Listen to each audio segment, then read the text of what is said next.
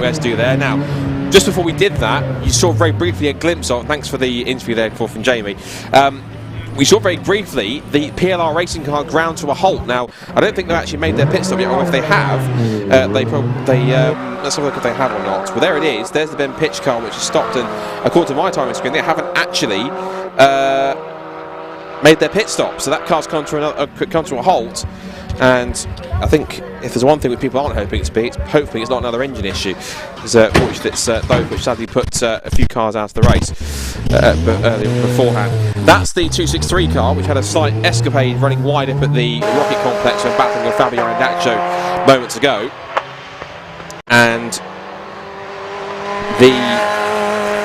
they've now made their mandatory pit stop. The only team, I think, if there's anyone that hasn't, is Uwe Hoffmann's Lotus, and they have been known notoriously to leave it incredibly late, right to the last moment, to make their pit stop in the window. And I suspect they're doing it again, because I think the rule is when the board goes out to the pit lanes closed, you have to come in on that lap, otherwise you will be penalised. And you have some drivers penalised for pitting outside the window, and it means that you have to have stop and go or time penalties, what have you. But we saw the car parked back there, just flash of the shot. Sadly, the Ben Pitch Neil Plymouth car, which stopped,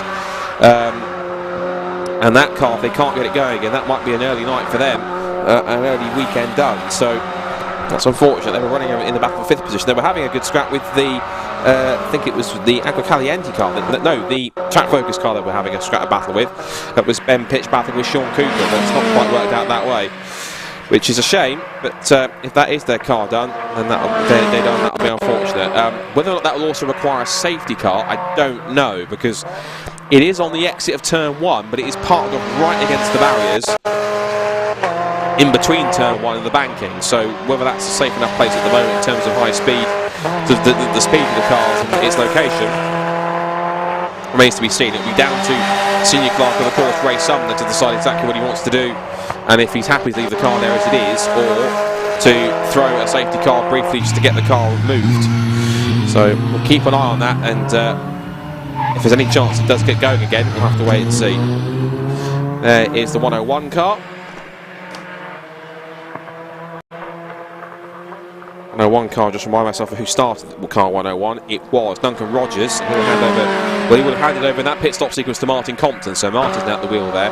So pit stops appear to have shaken themselves out. With anyone appears hasn't pitted, according to my time screen anyway, although I might have to quickly refresh. No, yes they have. Okay, so they have pitted now, so forgive me, I thought they hadn't.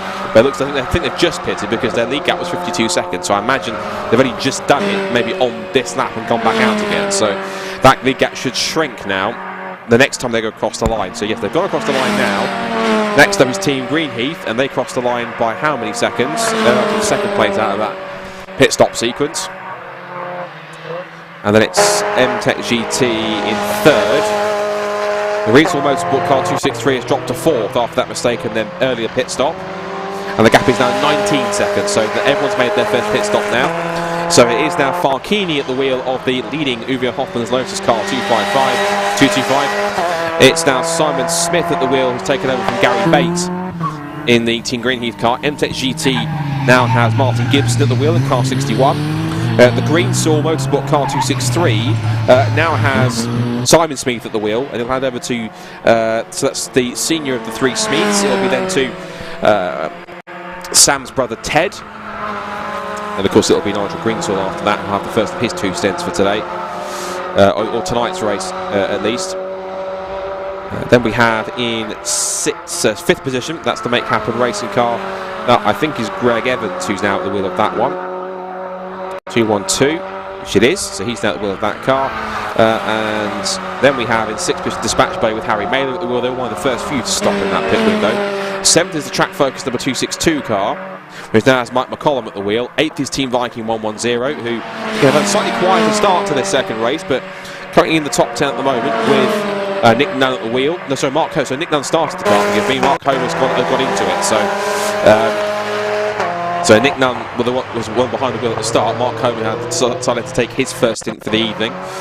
Then we have ninth place Agro Caliente, the only Agro Caliente car still running at the moment because the other one is still in the pit lane with fuel issues, with fuel delivery issues it seems. So that 207 car now with Paul Turner at the wheel, and they're rounding out the top 10 at the moment is going to be GT Radio, and that's Ellis Hadley at the wheel after he took over from Steve Peat. I was going to mention that as well, I was going to mention John McGuinness, and he did compete in the first 2 rounds, but of course John McGuinness, for those who might not be familiar, is pretty much the king of the Isle of Man. He's won 23 Isle of Man TTs, not all the exact same category of TTs. He's won different ones depending on the kind of bike, but he's pretty much a bona fide 2-wheeled racing legend in many cases, and he's managed to jump into 4 wheels competing in the Fun Cup in this very car, number 97, and doing quite a decent job how he started with in the first. As we mentioned earlier on, he sort of ran about 17th in the first race and then got caught by someone else's incident, which unfortunately meant that his race came to a brief premature halt, but after just 2 corners, which meant they had to get the car back to the garage, work on it to get it repaired, and then get it back out several laps down. So hasn't been the smoothest, and John not being here this weekend means it's just simply Ellis Hadley and Steve Peat that are holding the fort for GT Radio on this occasion. They're being pursued by the Stand 2 Motorsport car with Martin Compton at the wheel. Of course, Martin Compton won McKinley last year, but before this year they had been in the Fun Cup before.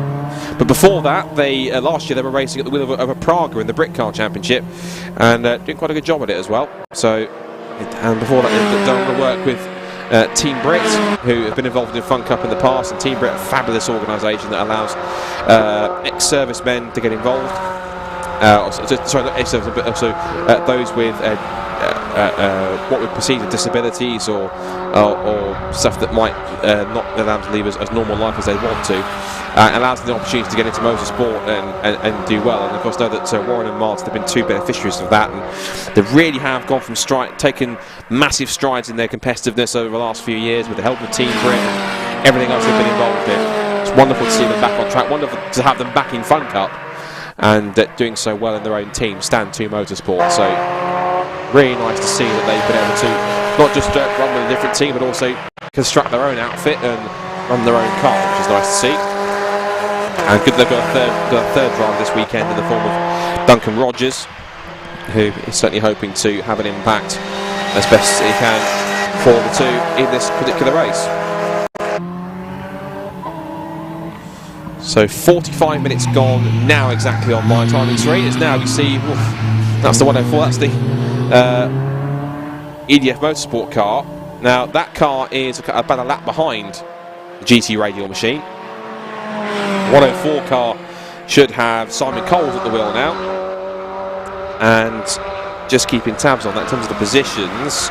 Now, is this battle going on between GT Radial and Stand 2 Motorsport for position? No, it's not. GT Radial is currently in 10th position, a lap ahead. But I can say that the 101 car is battling for position with the 104 just in front. So there are 2 cars which sandwich this one, number 97. So EDF Motorsport are battling for position with Stand 2 Motorsport. It's the Ellis Hadley car that's in the middle. As you see, he's going to try and get past if he can, because he knows it's not his fight. If he can go around the outside, he'll certainly try to. And he just nipped through and squeezed past. Let's go have a go. Not quite. Hasn't got the legs to do it yet. And we saw this earlier on in the first race where there are some cars that might be a lap down on different strategies or different lap counts, but depending on who's at the wheel and which driver combo you've got, and what your driver lineup is, and in which order, it can differ in terms of, you can have cars that are laps down battling with the leaders because the driver in the car happens to be lapping at the same pace as them, whether they're battling or not. You just saw there the Ellis Hadley GT Radial car slip past, heading into the corkscrew. Now I think Martin Compton is going to make light work of the 104 car as well. This will be a change of position of course, as we know. And thanks to a little bit of help from GT Radial, it now allows the Martin Compton 101 Stand 2 Motorsport car to slip by past Simon Coles, who shares that car with Charles Graham from the Daytona Motorsport concern, with the karting circuits around the UK, predominantly Milton Keynes. And Charles has done some stuff in the endurance before. He's done a little bit of, I think a little bit of brick car as well in the previous times.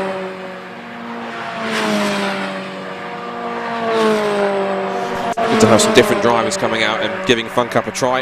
You never know when a particular name in motorsport might pop up on one of these cars. Of course, we've got to remind this in the Team Caldwell account, number 157, with John and Brian Caldwell.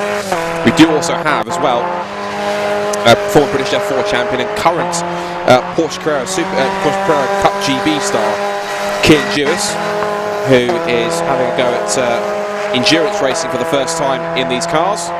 And he was talking to Jamie earlier in the first race and said it's a new experience for him. He's never done it before, but he's enjoying it and having fun and experiencing something different in motorsport, which is always nice to see. Here is the... Well, Harry Mailer's not hanging around, is he? He's straight up the inside of the 107 car. There's an MJ Tech GT. That's actually for position, so that's for second place. So MJ Tech GT moving out on the inside of Team Greenheath for school. He'll be on the outside heading into the Rocket Complex, and by the time he gets into brakes and turns in, he's through and into the mix. I just saw him in the background there to get through. And ooh, little deep there for Dispatch Bay. And they just put a lap on the 99 JPR Black Widows. So they're back in 11th place at the moment. But now it's Harry Mailer's chance to start chasing after the Make Happen racing car, which is just there. So that is going to be Greg Evans at the wheel. Steve Alton has jumped out of his first stint. Don't think it'll be long with the sun continuing to set that we'll start to get the headlights and light bars on the front of the car starting to switch on. And then we'll see the beauty and the majestic nature of night racing, of course, when the sun starts to go down, the light starts to fade, the headlights come on, and it gets to the point in the evening when all you see is just pairs of headlights dancing in the darkness. And it is a wonderful sight to watch. If you ever get to watch a 24-hour race, regardless of what it might be, or an endurance race heading into the night, it is all, the people always say it's always a fantastic experience, mainly because of the sensation and the feeling you get watching the car circulating and hearing the sight, seeing the headlights and the engine notes and the whole atmosphere and the feeling. It's fantastic. This battle isn't quite done just yet, because even though Martin Gibson was able to make it through currently into second place, still got Simon Smith trying to put up a fight here to try and hold on to the position. So scrap going on here, and also we've got to keep an eye on just behind them, because we've got fourth place going on with Make Happen Racing and Dispatch Bay Express. So battle on for second, battle on for fourth, and battle on for fourth has now closed up a little bit. So whilst Immunitech GT's decided to pull away, you need to keep an eye on what progress Harry Mailer will make shortly as they come out of the final couple of corners. There is second and third, and fourth and fifth will come to the shot in a second now. There it is. So Make Happen Racing with Greg Evans, also with a very feisty Harry Mailer on his tail, as he looks to try and put himself higher up into the top five. We should mention the leaders, who are still Uvia Hoffman's Lotus. It's now Farkini at the wheel after they've made their first mandatory pit stop. So this is Farkini's first stint this evening. Here comes Harry Mailer, just darting out, just putting himself into Greg Evans' mirrors, just saying, hello, remember me? Haven't disappeared just yet, I'm still here, and I still want your fourth position. Here he comes. Nice and simple, in the slipstream, and gets it done before he even touches the brakes. Nice pass from Harry Mailer, nice and simple, easy does it. Now then, I'm sure, given the fact that these two can't leave each other alone at the moment, I'm sure that it won't be long for Harry Mailer before the next pit window opens that he can try and start to pick them up. He's got 5 minutes until the next pit window opens, so he's got some work to do to try and catch them up. And then turn their way back through the corkscrew. And it's one of the times that you see in motorsport. You usually see very stiffly sprung cars just lift the inside wheel through a corner. It's not often that you see an inside rear wheel through a corner. It's not often you see an inside front wheel being lifted as you go down a very steep drop like that. It's quite a unique novelty though. I don't think you even see that at the corkscrew in Laguna Seca, but you do here in Anglesey, so quite a unique circuit is Anglesey. Constructed back in 1997, and some of the roads of the original circuit are still used around as service roads within the venue. and there's the modifications to the current layout that we're racing on here. It's existed since 2006, and it's been a wonderful venue for all sorts of different racing, and the location is always a wonderful thing. It's right on the coast, right by the Irish Sea, at the tip, right around on the island, almost at the tip of North Wales on the coast. You can see in the background the Irish Sea just bobbing away in the background. It's not often that you look in the background you see pretty much an ocean or a sea in the background for a race circuit, but we do here at Anglesey. It is a really, really unique place to go racing at. And regardless of the journey time it might take for some people, they always love the place and they always rave about it whenever they come here. It's beautiful, it's a great circuit, it's wonderful to drive, it's great fun to be at, and it's also of course wonderful to have motorsport back in Wales. Of course, it's been a while since we've been back here racing, and thanks to the restrictions on set by the pandemic, thankfully we've been able to work through them and get racing back underway in Wales safely and efficiently. So a big thank you to everyone involved for making this meeting possible. Everyone at BRSCC and all the volunteers we've got, all the officials, definitely of course our magnificent marshals, who are of course staying here for a few hours later than they probably normally would on the race weekend. And I'm sure it's all for a good cause in many cases to watch Fun Cup cars racing at night here at Anglesey as the sun continues to set here this evening on the Welsh coast. And now battle lines are about to be drawn, or I'd say rather briefly, because Harry Miller just arrives on the tail side and split street around the outside and sort of dusts his hands and says, right, that's another one done, what's my next target? Oh, at least I thought it was, but now then, that's the dispatch bay car. Now has he either simply outbraked himself, he hasn't come through the shot. Now what's happened to Harry Mailer? The dispatch bay car has either stopped or it's had a problem of some kind. Hopefully our camera can focus back on that in a second. Well, there's the cars that he was battling, but where has Harry Mailer got to? The car stopped right on the entrance of the second part of Rocket. Whether it's just it was a gear shift issue, or because whether it was changing down and tried to shift back up again, or the engine's cut out, whatever it is, the dispatch bay car has disappeared from our view. We're still watching the MJ Tech GT car. This is the scrap that's going on. I think this was second, third and fourth. Well, it's second and third, yes, and fourth, because Make Happen Racing's got back through. So the orange and black car of Dispatch Bay Express, where has Harry Mailer got to? It's the one thing about Fun Cup Championship, no matter what race, whatever situation, you're always guaranteed some kind of drama. Now we are coming back up to the section where Harry Mailer's car was. I'm just checking. He just resetting my timing screen. Now he hasn't crossed the timing line on my timing screen. Well, he has now, but he's come through in 10th position. So either that was simply just he knocked something and the car stalled, or an engine cut out, or it was an issue where he had to get the car fired back up, or he sort of changed down gears too quickly. There's double wave yellows up at the Rocket complex, I noticed in the background. Now, does that mean we've still got a car stopped on circuit somewhere, or a problem somewhere for somebody? Right, Dispatch Bay is now showing is being stopped on circuit, so I thought they'd come through, but it looks as though they haven't. So trouble for Harry Mailer and Andy Bicknell then, another front runner that's hit strife this weekend, of which there's been several, unfortunately. So this really will turn the points table completely on its head this weekend, given when we leave Anglesey tonight. So meanwhile, we've got Make-Up 212, and there it is. There behind the barrier is the Dispatch Bay Express car, 212, and I fear is that it's evening done already.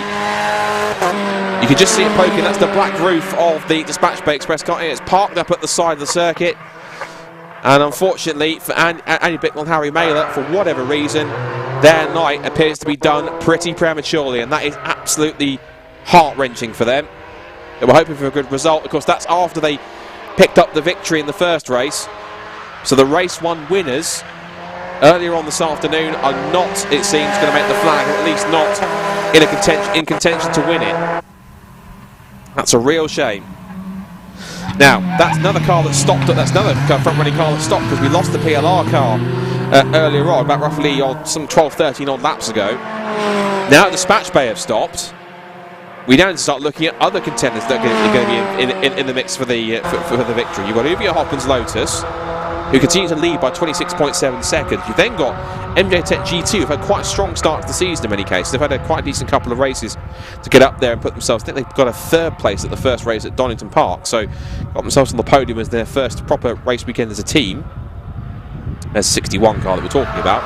Make Happen Racing, of course, who ran the pairing of former champions last year, that being Henry Dawes and Chris Hart, but they've moved on to pastures new in the championship. In other championships, I should say.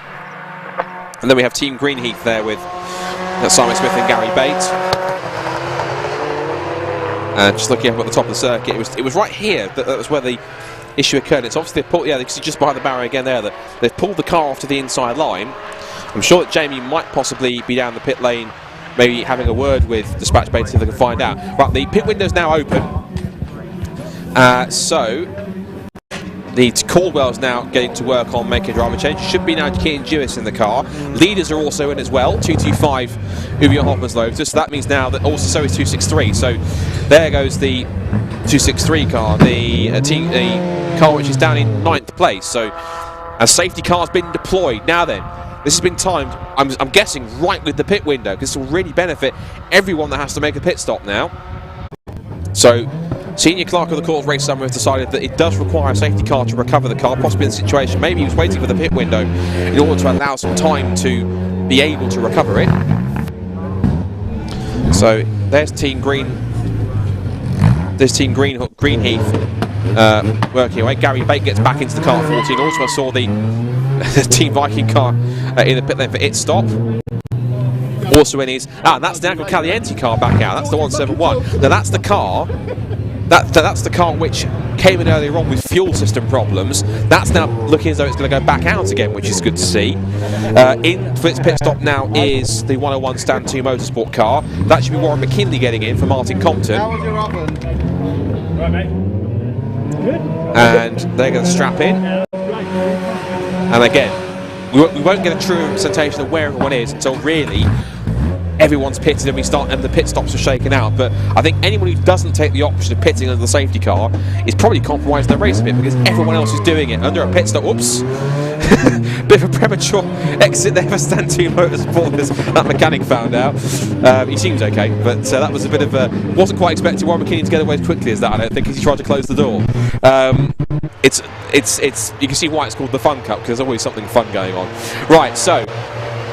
And that's interesting as well. Now, the PLR car's got back going again. There it is, looking 146. It was several laps down, but it's got back going again. So that's interesting. The red car there, it's some 12, 13 laps down, but it has managed to restart itself and get back to the pits and fix whatever the issue was. So whatever he might have been, either Ben Pitch has fixed it himself or whatever, he's managed to carry on. There's a couple more cars that are also diving for the pits that haven't just yet.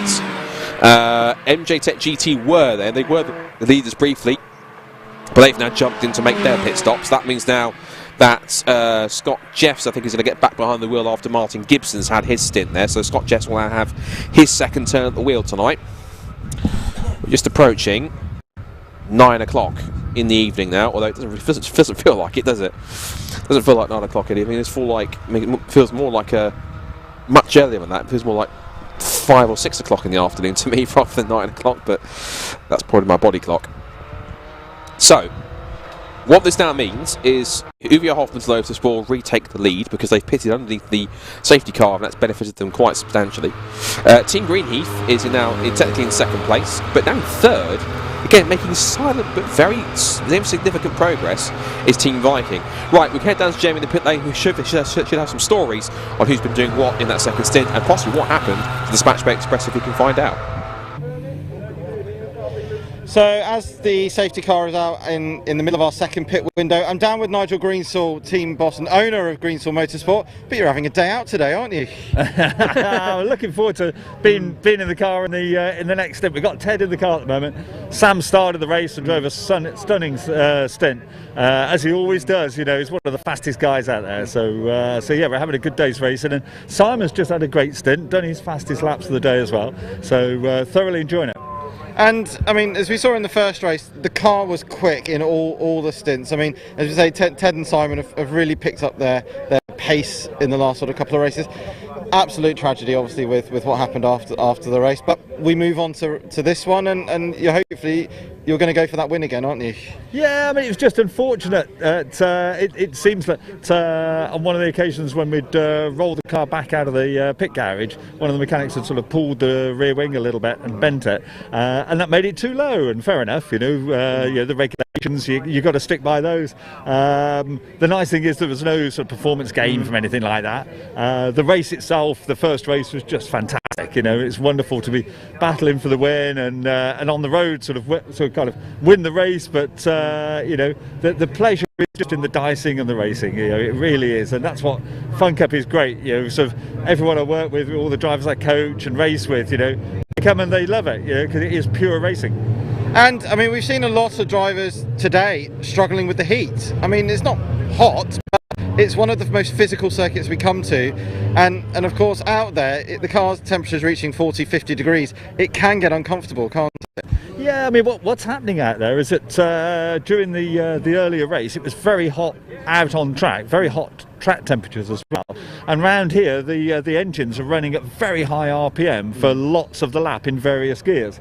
And so what you have to be really conscious of is you're constantly searching for cool air, clean air. So if the cars that are running around in packs and slipstreaming each other, those are the guys quite often that end up with the engine running really hot for long periods of time, and eventually the engine will melt. So it's not a fault of the car or anything like that. It's something that the drivers need to be very, very conscious of and manage their race. I was very not slipstreaming people unnecessarily, you know, picking and choosing the moments and getting clean, cool air into the car, and that way you manage the temperatures. Well, hopefully now it'll be a little bit cooler, and as I say, onwards and upwards, and you'll be going for that P1. We'll catch up later, Nigel. Thanks very much. It should be wild at night. We love it. Fantastic. Thank you.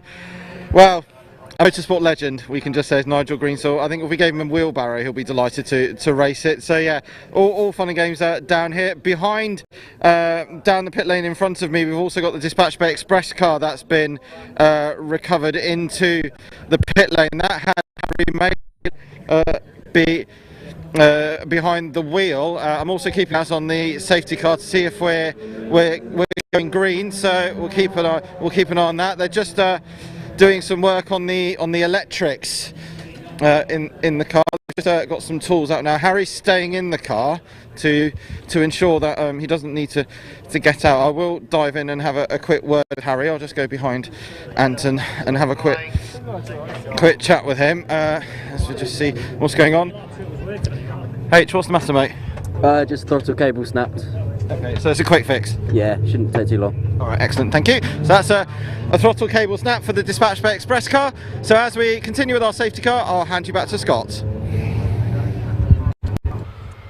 Thank you, Jamie. Yeah, quite like the analogy of Nigel Greensall. If you give him a wheelbarrow, he'll be happy racing. That's the sign of a proper racing driver. He'll literally race anything. So there is, of course, the lawnmower 12 hours that happens every year as well, naturally. So I'm sure that Nigel will happily give that a go as well. So. And also, it's a good job for him to find out what the problem was. It was a snap throttle cable was what the cause. I did see it going through Rocket. It then just seemed to come to a halt and have like no power whatsoever. So that seemed to be the case. That it was the throttle cable that caused the problem. So good detective work there from Detective Peters Ennis. So good job from him. So safety car continues to lead the field around. He's picked up the leader in that being, of course, Uwe Hoffman's Lotus. So the order should be, as everything shakes out, we've now got Uwe Hoffman's Lotus who leads the way. Team Greenheath are just a car behind, or a couple of cars behind. See, the 107 car, which is the We Have No Idea car, is there just in between them.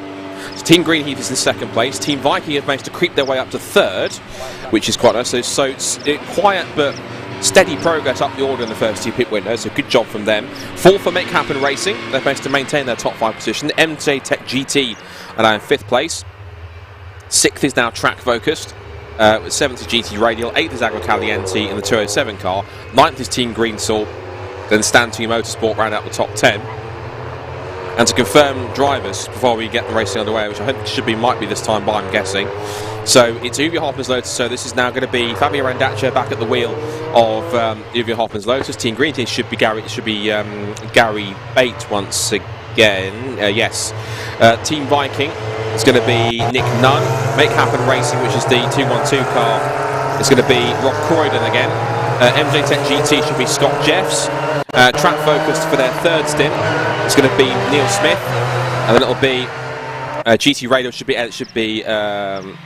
the mix, 7th, 8th, 9th, 10th. We'll get to them in a second because, of course, racing is about to get underway once more. So, safety car is in, and we are back to racing here in our special Into the Night race here for round 4 of the 2021 SuperCup Endurance Championship as they're back underway at racing speeds as usual. As the 104 car, our EDF Motorsport car, back in 13th place. So just to go back to the rest of the... okay, that was just getting past a lapped car. That was what the Team Viking just up the inside of the 107 car there, but he's managed to get through. And he's straight on the back of the...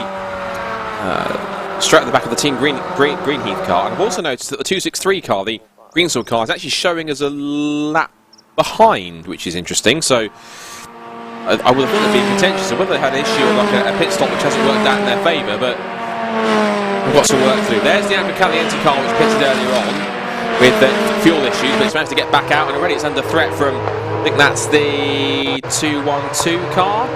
Yes, no, MJ Tech GT, that's it, that's just got past it. The Make Happen car directly behind it now, so that's now Scott Jeffs that's got back through again. So that car itself is still circulating in 17th place. It's actually something that's behind. It hasn't even surpassed PLR Racing, who are back out there as well. So, and dispatch vehicles are being fixed as well. So I think it looks like we've still got all 17 cars competing. It's just, oh, and that was close there for the 212 machine. That was Steve Walton trying to get up the inside there. I think possibly Rob Perry, I'm going to guess. And just avoided a little bit of contact. If there was, it was a minuscule amount of contact which didn't really damage or dislodge anything. So getting quite lucky there. So 212 still in there. 212, the Make Happen Racing car. It's going to try and get past the Agro Caliente car, but as we saw in the first race, they do like to, in a positive way, make a nuisance of themselves and get involved in the racing. But they just enjoy themselves and having fun at the moment. So that's sure that's what they wanted, some better luck, and unfortunately it didn't quite work out that way. So they're just out there to enjoy themselves, try and get some points on the board at least, and look forward to building on the next round, which hopefully will mean that fortunes can go there, but go their way in a much more suitable fashion. There's 262, track focused. They now have Neil Smith at the wheel. We're inside the top 10, and whoa, that's... you can tell it's a single-seater driver. Kean Jewis has split the middle of the two cars there. The Agro Caliente car on the left, GT Raid on the right, and said, right, open up, boys. I'm coming through down the middle of you. And through he goes. So Team Greenhawk, it's the Team Caldwell car, currently in 12th. And... at this rate, Kean Jewis should become a SuperCup racer because he's certainly showing what he can do behind the wheel of one of these cars and showing that he's not afraid to try something different. He'll be used to the central driving position because, of course, he's used to the world of single-seaters, having driven British F4 and become champion there, BRDC Formula 3 as well. So he knows what it's like to drive a car that's... essentially, it is a single-seater with a silhouette body shape on top of it. So that's pretty much... he's pretty much driving a single-seater again, which he knows all about, having been successful in those earlier categories. The 101 car there was having a good battle. That was Stand 2 Motorsport that's having a scrap with 212, but the 212 car several positions back. And look at the traffic jam here of cars we've got coming up towards Rocket Corner. About 7-8 of them all want to pack together off the restart. It's brilliant to watch. It really is Saturday night traffic, isn't it? We've got the EDF Motorsport car in there. Track Focus is in there as well. We've got then the Caldwells with Kean Jewis at the wheel of that car. Side by side with the Agro Caliente and GT Radial. Also in there is its teammate, the 207 car, the second Agro Caliente machine.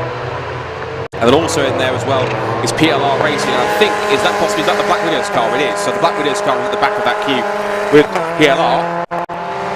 So looking at the order of where they are, everyone is pretty much it's a very jumbled up order in terms of where they are track position wise. So they're all trying to work themselves out. There's battles within battles here as Neil Smith cuts the inside of the first part of the corkscrew quite neatly as he negotiates his way past the EDF Motorsport car. 97 there, of course, is Ellis. It's not Ellis Haddy. He's just jumped out of that car back into the other man behind the wheel. That's Steve Peets. So Steve Peets back at the wheel of that now. He's a trials rider, I think, if I'm correct. I don't know. He's downhill mountain biking, I think. Either way, he does something. He is a two-wheel rider. I think he's a downhill mountain biker, if I'm correct. He swapped the bike for the race car, gone from 2 wheels to 4, very much like his fellow two-wheel legend John McGuinness. Though John's features internal combustion rather than manual power. On the outside there is more skirmishing going on. That's the 212 car scrapping away with Stanley Motorsport and the Caldwells. Now here's the Caldwell car. Is it in battling position with the Stanley Motorsport car? Yes. And I think it's just got past the Black Widow's car. So because they are all on the same lap, as is also Greenswell Motorsport's 263 car, who I suspect will get that lap back, I'm guessing, in the pit stops. In the next couple of pit cycles in order to work its way back through. They've got currently, let's do a quick run through again of what who's driving what car. So we've got Uvia Hoffman's Lotus has Fabio Randaccio back at the wheel. Gary Bate is at the wheel of the number 14. Team Viking should now have Nick Nunn. Make Happen Racing now has once again Steve Walton at the wheel. MJ Tech GT who are now 5th. They now have Scott Jeffs back at the wheel now. 6th for Track Focused, who have Neil Smith. Then we have 7th for GT Radial, and that will be Steve Peters, we've talked about. 8th place for the moment is Agua Caliente. And that's the 207 car, and that will be Rob Croydon. That's 9th place for the Greenswell Motorsport car, which now has at the moment, I think that's Ted Smith at the wheel. So the second of the 2 Smith brothers, along with, of course, their father Simon. And then running out the top 10 is Stanley Motorsport, and it should be Warren McKinley at the wheel of that car now in 101, which it is. So Warren McKinley's in the stint. But here's Fabio Randaccio making his way out of the corner. Trying to chase him down there is Team Greenheath. And it is for position. So it's interesting. So looks to me as we're going to get possible battle of a lead here between Uvia Hoffman's Lotus and Team Greenheath here. Let's look at the lap times last time by. Greenheath were 4/10 quicker, so I think we're going to have a battle on our hands here between them. And here's Team Viking. Nick Nunn was sharing with Mark Home. And also note that some of the cars already have little light strips on them to kind of determine who's who out when it gets darker later on in the race towards the end. And make a mental note, the Team Viking car has a blue wraparound light strip. So you'll be able to tell which one is which. Intrigued to see what the lap time is this time by for Uvia Hoffman's Lotus and Team Greenheath.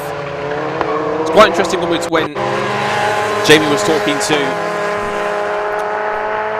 the Nigel Greenswell earlier on, because he was talking to just down the pit cycle, because mentioning about how, because it's quite a circuit where you're on the rev limiter quite a lot at higher revs, and because it's quite humid and it's quite warm, and the temperatures seem to go up in the cockpit around 40 to 50 degrees. It's actually having an effect on the engines a little bit, and that's what's possibly causing one or two of the overheating issues. And so that's why cars that are in the slipstream might not benefit from doing so, because it might cause them issues later on. So Nigel, of course, decided to play it a little bit safer and not slipstream too much, if at all. As we see our top 2, who are not quite nose to tail, but they're still pretty close to each other, around 1.1 seconds. Just quickly reset the timing screen. But the gap has come down again to 0.7 of a second. There is Team Viking, who are not on the same pace as the leaders, and they might actually be losing time now at the moment to MT Jet GT, who are there in 4th. And then further back now, we've got this further traffic jam. Now there's the Dispatch Bay Express car back out on the road. I think it's still Harry Malin at the wheel. He hasn't changed. I think he was saying in the car so that he could get back out there and continue his stint. He's got a slipstream on the 207 car now, Caliente machine. JPR Black Widows to his outside. Harry knows he's a few laps down, but all he can do is go as fast as he can and just hope that he can pick up some more positions and maybe that some other cars fall by the wayside later on. We're coming up already, would you believe, to the first, coming up to the midpoint in the race, because it's a 3-hour race. We've got 1 hour and 39 minutes left to go, so the race continues on, and the sun continues to set here on the Welsh coast at Anglesey. No one yet choosing to put their headlights on. I guess they'll do that maybe, I would guess in the next 10 to 20 minutes, I suppose, throughout the next pit stop cycle. And the atmosphere last night in the pit lane for the night session was quite something. It does really help you, you get a genuinely wonderful experience of watching race cars go around at night. It really is something pretty special. And again, there'll be teams here that will have solutions to be able to tell who's who, whether it's little light strips or light bars or fluorescent numbers. Whatever the case, everyone has their own solution to being able to see in the dark and be seen. Different. So now trying to make up positions now is we think Neil Plymmer. We think Neil Plymmer's in the wheel of this car now. Because PLR Racing, though, looking at how many times they've stopped, I think has it once or twice. Well, they're showing us having stopped once, so I would suspect maybe that Ben's got either stayed in to do what would essentially have been his third stint. So let's just wait and see how that plays out in terms of the pit stop cycle and who does what.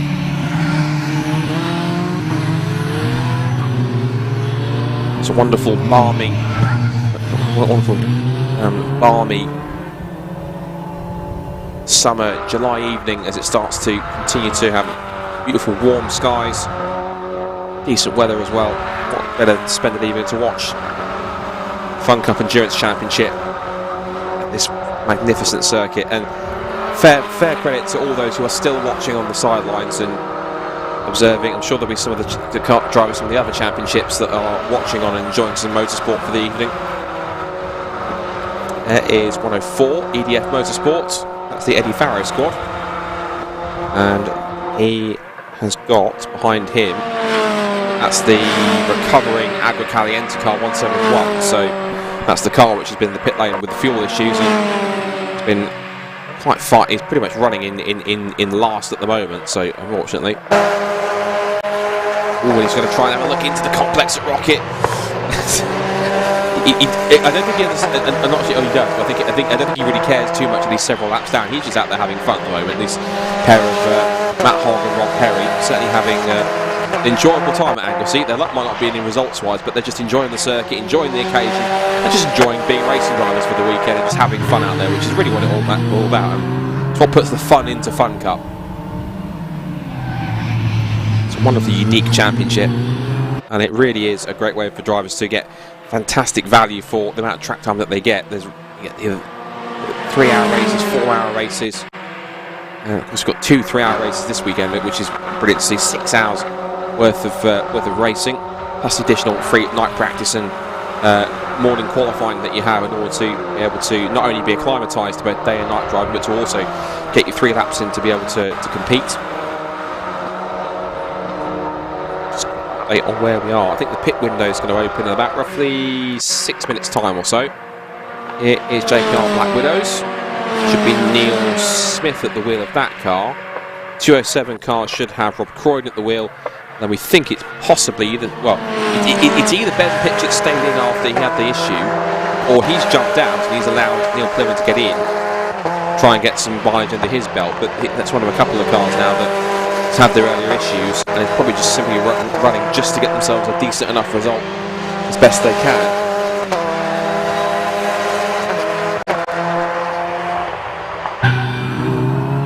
JPR Black Widow, see where they are on the road in terms of position. They are currently at the moment in 12th position at the moment, so this is I don't think it's not a scrap for position, because the 207 car is up in 7th position. There it is. And then PLR Racing are back in 16th. These cars that are in relation to each other out of position. They're kind of just on different. They're on completely different strategies, completely different paces. And there's a dispatch bay car as well. It's also recovering after its earlier problems. The snapped throttle cable. It's wonderful that we've had some. You do tend to get some familiar names and some regulars that turn up in certain championships. And the Fun Cup certainly has plenty of regular drivers. It's always nice to welcome new teams, new drivers into the fold, and they get accepted pretty quickly. It's not as if you have to kind of take the time to bed in. It takes quite a while. It's a wonderful shot with the sunset there as the skies were starting to darken as the cars came through. It's also quite a prime photo opportunity for some of the photographers around here this weekend who are taking pictures for various championships. It must be fantastic for them to be able to take pictures of race cars in the setting sun. It must be fantastic, some backdrops like that with the the darker silhouettes, the sort of lighter backgrounds. Now then, this is the battle for the lead we're looking back at here, and we said it was quite close, but given the little wiggle there through Church for Fabio Andaccio, I suspect that whether they've taken quite a lot out of their time to get it ready, I'm not 100%. What is quite certain is that Team Greenheath are on the prowl here, and they're looking at an opportunity to potentially try and make a move here. So this will be Gary Bate looking for the move. Team Greenheath, I don't believe they're a brand new team. I don't think they have actually won a race yet, so quite a turn up for the books if they did. And to beat the double winners from earlier in the season and the former champion team would be quite something as well. They certainly are taking the fight to them already in this third stint as we get towards the end of it in our third round of pit stops, and they're right underneath the rear wing now as they come up through the last corner of the bus stop and back onto the pit straight again. So gap is looking pretty tight between them. Gap is now, look back on the timing screen, it is now 0.3 of a second, and it certainly looks, it's 0.2 of a second as I quickly refresh my timing screen.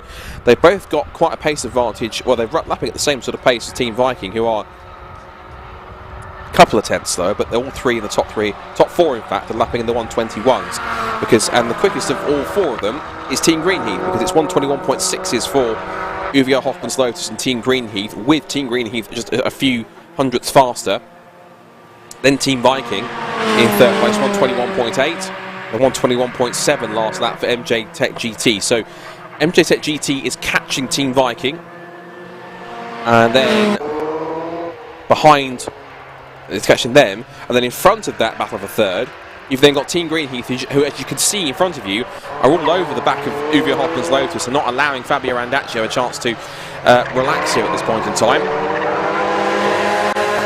It's not quite as the calm Saturday evening drive he was probably hoping for. He's got the Team Greenheath car giving one or two unexpected headaches here as he comes up through the corkscrew. He really is right there. Gary Bate is feeling quite racy tonight. Wide on the exit, but he's right underneath the rear wing. Now what you've got to be careful of, as Nigel Greenson was talking about earlier on, he doesn't want to be stuck in the toe too much, because of course we saw what happened with some cars when they let their engines kind of let the heat and the humidity get to them. Oh, and that's the Agua Caliente car off. That's the other one that's hit trouble. So not only has 171 had problems, but now it's the 207's turn to have an issue. Now then, is that also an issue due to the heat and the humidity? Because that's been running in a pack for quite a while.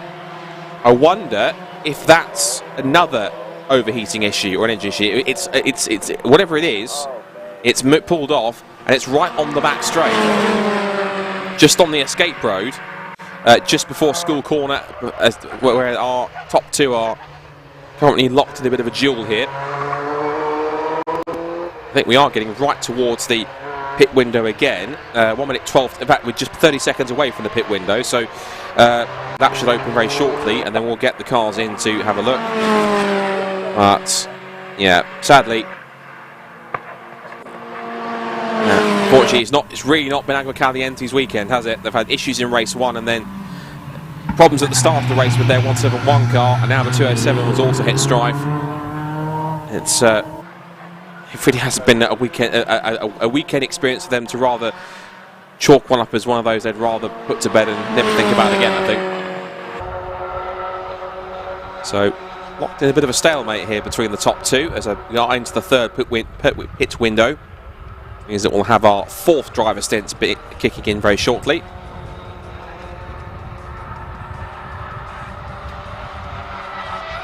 So up through Church Corner again. There, just flashing in the background, you saw the yellow of Team Viking. Again, it's not the most spectacular race on this occasion, but they have kept it nice and calm, nice and quiet, and they've steadily made progress from where they started back on the grid. These two here, either they're just enjoying the company of each other on track, or it's a genuine pace battle. So here is another scrap going on. This is more just on track battles. Oh, and someone went very wide on the exit of turn 1 there. There's a lot of dust being kicked up in the background, but I think they've been and gone and carried on without too much drama. So this is what we're looking at here. So this is 101 Stand 2 Motorsport, who are currently sat in 9th. Then you have the 212 car, which is in 5th position. Track Focused are behind them in 6th position. Is that Track Focus? Yes, it is. So this is actually for track position, in fact. So within this battle of the cars either behind or in front of them is a genuine scrap going on 5th place. So Make Happen Racing then 212, Track Focus 262, then the Recovering Dispatch Bay Express car of 221 is trying to make his way up. So we think that's Harry Mailer still at the wheel of that car. The drivers that are in contention at the moment, 212 we believe is actually Steve Walton, and safety car has been deployed again. Now I wonder, this must be for the stranded Agua Caliente car, and it also falls again within the pit window. So, and just like clockwork, we've got the Team Caldwell car in. So Kieran Jewis's first stint is done. Right. I think he's going to probably hand it over to Brian Caldwell for this one. So fueling done, driver change commences, and of course, as with any safety car period, which commences with the pit window, everyone's diving in straight away. There's the MJ Tech GT car. That's the 99 JPR Black Widows machine. Fueling in. And fueling is done now. Now they can start to make the driver change. And if the safety car's in, you may as well take full advantage of it. Team Viking are also heading back out after their pit stop. And again, if the majority are taking pit stops on the first opportunity, the order will shake itself out after a couple of laps once everyone's gone ahead and stopped. So whether or not JPR Uvio are able to hold on, the thing is though, they've been picked up by the safety car, which actually means they and also Team Greenheath are actually at quite a disadvantage here, because they've been picked up straight away by the RunYourFleet.com Jaguar XF Sport Brake safety car, and because of that, what it means is they're going to have a slower run back round to the pits, whilst everyone else in the third downwards is going to have their advantage. That's going to majorly benefit Team Viking and Co. And already you can see cars that have pitted, like Stand 2, I don't think Stand 2 Motorsport have, and neither Dispatch Bay, but those cars that have pitted are going to catch them up pretty quickly by the time they come in.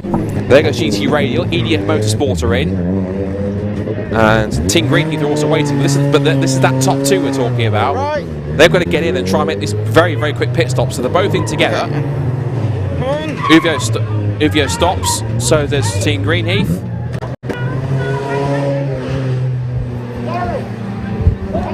And sort of in a bit of limbo, kind of wondering what to do. So quickly over to Jamie in the pit lane. Well, I think possibly might be an issue for the Team Greenheath car. Right, it's all busy down here in the pit lane. JPR Uvio have been in. They've just had one turn of fuel, and that's Farkini getting in the car. Now Greenheath have gone for a different strategy. Simon Smith has just got out of the car, but they have put two 22-litre fuel turns in, so they have double fueled, which means on their next pit stop they won't need to fuel, and that hopefully should buy them some time. And they're away as Gary Bate gets out of the car. He's just having a quick chat with Stuart now. Very quickly, guys, fabulous stint for you. P2, you've got to be buzzing with that. Absolutely buzzing, trembling, shaking, heart rate's up to 200. In theory I should be dead. You've double fueled. That's a bit of a sticky strategy, isn't it? We hope so. I'm governed by the boys, but it was a mega stint on the lead pace, so if Simon can pull the rabbit out, we're going to do well. Excellent stuff. Let you go and get some water. That's Gary. See the 207 car being recovered in with Rob behind the. It's such shame for the second just a shame for the second Agua Caliente car, which was running well earlier on. That had Paul Turner with them as well. They're we're straight towed in, so no need for the flatbed. Hopefully we'll see what's happening with that. The safety car is still currently at the moment. Unfortunately, it's been pushed into the garage, so that's a great shame for the 207 car. So that's as usual in Fun Cup fashion. As quickly as they all arrive, they've all gone. So back to you, Scott. It's as we said often, it's never dull in the Fun Cup race. Any stretch of the imagination, but thanks for that, Jamie. Some plenty of stuff, and interesting to hear that Gary Bate was probably pushing harder than anticipated he was going to. But that's also the key strategy, of course, thinking about the fuel change. We talked about it in the first race briefly, but there are some teams who will choose to refuel at certain pit stops, or refuel and change the strategy up, so that means that they can go through pit stops and not have to refuel and skip refueling on one time. It'll depend on how much fuel they put in at pit stops and whether they choose to refuel or not. That can make a big difference. I think what also made a difference was the fact that, as we talked about, JPR, both the Uwe Hoffmann's Lotus squad and Team Greenheath both got caught up behind the safety car, and that I think possibly might have caused a bit of an effect in terms of drivers being able to take advantage in that pit window, that were able to do so without getting stuck behind the safety car. So that can certainly make a big difference. So now that everything's shaken out with the pit stops, it now gives MJ Tech GT the lead over that pit stop sequence. Second place now has gone to Uwe Hoffmann's Lotus, though I suspect that with Farkini now at the wheel, he might not stay there for too long, especially with a couple of the cars that are in between himself and Martin Gibson, who is currently in the lead now.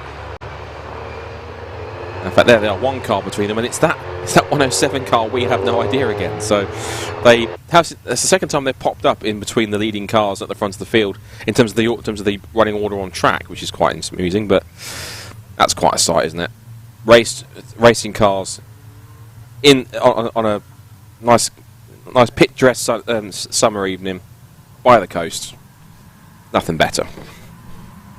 Safety car lights are out now, which means that we're going to back underway. And I don't think Martin Gibson Sonny's going to stick around. He's doing right. I'm going to get on with this now. And the first signs of headlights, we've got the PLR and also Dispatch Bay Express cars with the headlights on as we get back underway here at Anglesey. And now, this is where we start to get really into the midnight hours. This is where we start to get into the time when the sun will start to quickly set, the headlights are going to come on, and now we get some true, proper, old-school night racing here. This is going to be quite a spectacle to watch. And there's still an hour and 22 minutes to go, so plenty can change and will change in this fourth round of the Fun Cup Endurance Championship. The first sets of headlights coming on as the light continues to drop. And there's the Greenheath car. Now, the Greenswell Motorsport car, that is still showing as a lap behind, so it's currently down in 9th position, so they've got some work to do. So this is the fourth stint, which means now it means Nigel Greenswell's got to the wheel at the bottom of his car. So what can he do in this stint to maybe try and potentially, if he can, get the lap back? If he's going to make any progress, doing it now whilst he's bunched up in the pack is going to be the best way to do it. He's going to go inside of, we think that's Neil Plymmer or Ben Pitch, one of the two. I'm going to take a guess at, say it's Neil Plymmer. I'm going to guess it's the fourth stint. So Neil Plymmer's at the wheel of that car, I think. And now we see, heading into the complex, there's Team Viking with their blue wraparound windscreen strip. That should be Mark Home at the wheel, and just almost nudges the back of Brian Caldwell in the Team Caldwell 157. Now the watch for Nigel Greenswell. I know they're several laps behind, but I think even so, I think possibly the Neil Plymmer Ben Pitch just wants to play, I think, because he's now having a scrap there with Nigel Greenswell. Nigel thinks, right, come on, no, stop messing around, let me through, because you're off. As now running wide onto the grass is Brian Caldwell, getting completely spooked out of the way by the three cars behind him. And away he goes again. Now there's the Team Greenheath car. That's a car to watch out for. The white, grey and fluorescent yellow car in the 14. That's, of course, now double fuelled, which means, as they mentioned on the interview to Jamie, they won't have to fuel at the next pit stop, and that could save them a lot of time. All it will mean is they'll have to be very careful with how they run this. It's now side by side, we see trying to get laps back are both PLR racing with, I'm sure, Neil Plymouth at the wheel, and also Nigel Greenswell unlapping himself on the Team Viking car. Now if he can try and get not only past these two cars, which got past one of them, and then keep on driving in this stint, and try and catch back up and then basically repass or unlap himself on the cars ahead of him as well, like MJ Tech GT and Uvia Hoffman's Lotus. In that final third of the race, there might be a chance for him and Simon Smith to work together and grab that time back. It's a big ask, but it might well just work. So more headlights going on now as we turn out of the left-hand at the bus stop, back towards another left-hand at turn 1. Remember, the dispatch bay car had a throttle cable snap early on, had to be dragged back to the pit lane, and now it's trying to, pretty simply, just get some laps back and just show its pace in many cases. There's the Agua Caliente car, as we said, had that issue with the fuel system earlier on. That's now back on track 2, and they're having a battle with Brian Caldwell in the Team Caldwell machine on 5-7.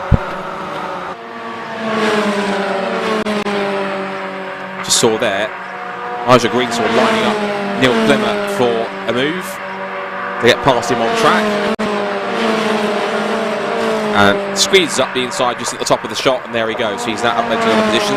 More position swaps. There goes the Agua Caliente car 171. The other one, of course, has came to a halt on the back straight and had to be towed back in under the safety car.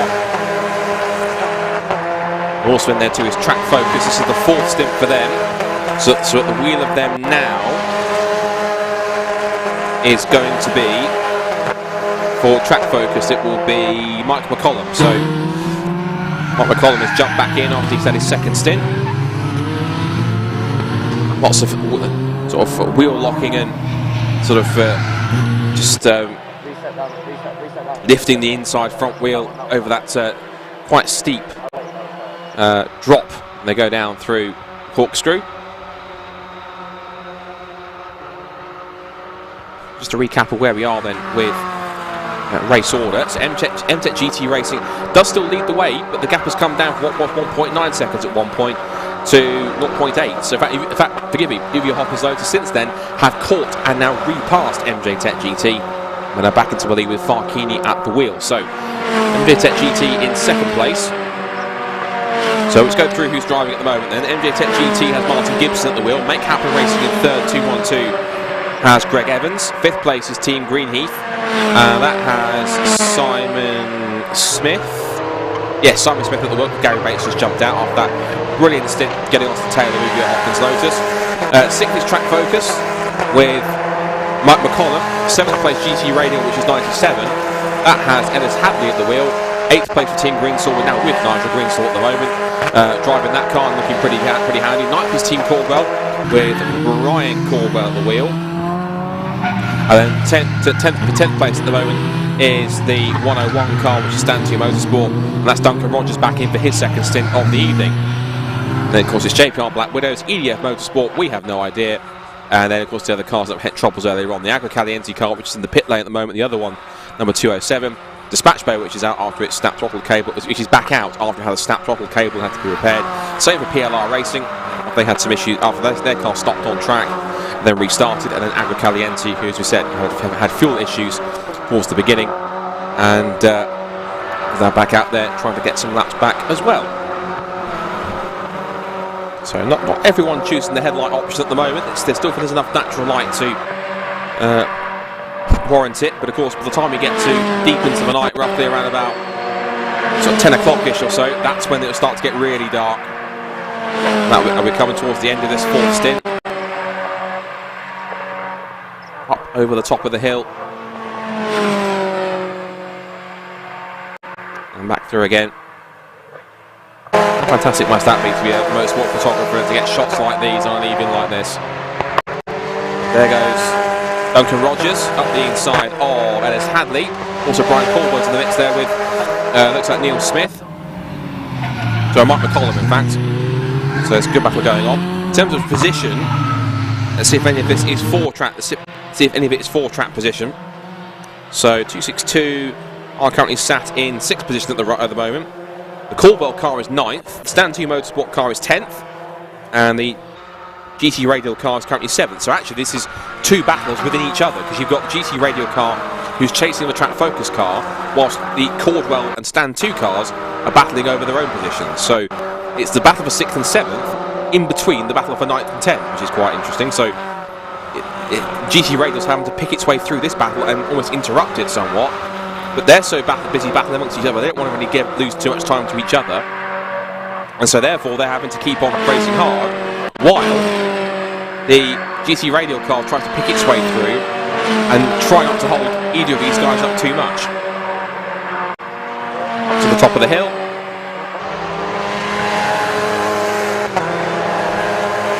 And we've got 1 hour and 16 minutes to go. We're into the second half of this fourth round of the 2021 One Cup Endurance Championship. Second race of the day here at Anglesey, and it's the one that goes, as you can see, from the twilight, from late evening, all the way into a 11 o'clock, a finish before 11 o'clock in total darkness. So this is where we get to the proper endurance hours now. Now, I suspect Ellis Hadley's getting a bit frustrated here because he wants to try and get past these two, but he knows they're in their own battle at the moment. Well, he may or may not know they're in their own battle, but he's trying to just try and pick his way through as much as he can. And the number 99 car, that's also in a position battle as well. And he's getting past GT Radial. All Ellis Hadley wants to try and all he wants to do is chase after Track Focus if he can. And he's being interrupted by this other battle that's going on for 9th, 10th, 11th. As now we see Stanley Motorsport trying to make it up the inside of Team Caldwell. Brian Caldwell trying to defend as best as he could. He's managed to hold the momentum all the way through Church Corner. Now down the back straight. Here comes the 101 car again. Duncan Rogers at the wheel. And has his nose in front. And just like that, look at Black Widows. I almost thought he was going to shoot through the middle of them like a video game there. Just get past one and then beat the other one under brakes before he got to the apex. It didn't quite work out that way.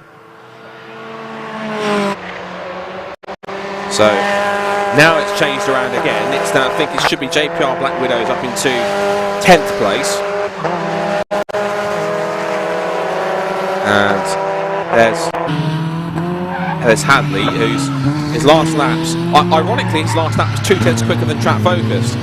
But the fact that he's getting caught behind the drivers in this battle for 9th, 10th, 11th is not really doing him any favours so much. But again, they're having their own scraps, so they're entitled to battle amongst each other as much as they wish. So it's up to Ellis, if he's the quicker car ahead on track, to try and make it up. And the time he's losing actually is quite evident. The last lap for Track Focus was 1:22.229. GT Radial's last lap 24.0. So the fact that these cars for 9th, 10th, 11th have been so busy in their own battle hasn't really helped them out.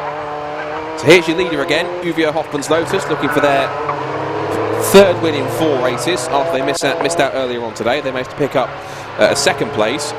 But that result certainly means that, though, apart from it, even though it's a second place, it means them surely they will hold on to the lead in the points going forwards. MJ Tech GT 2.4 seconds back as more headlights start to come on as the light continues to fade. There is Greensaw Motorsport. Now then, they've only got one more car to essentially, well, they've got to get past everyone.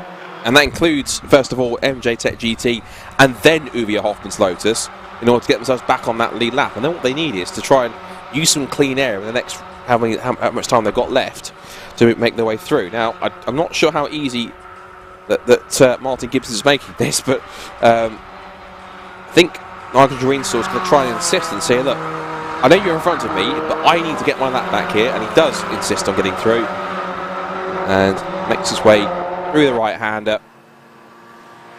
And now all he's got to do is biggest task of all now at the moment, which is to catch and unlap himself from from Uvia Hoffman's Lotus, from Farkini.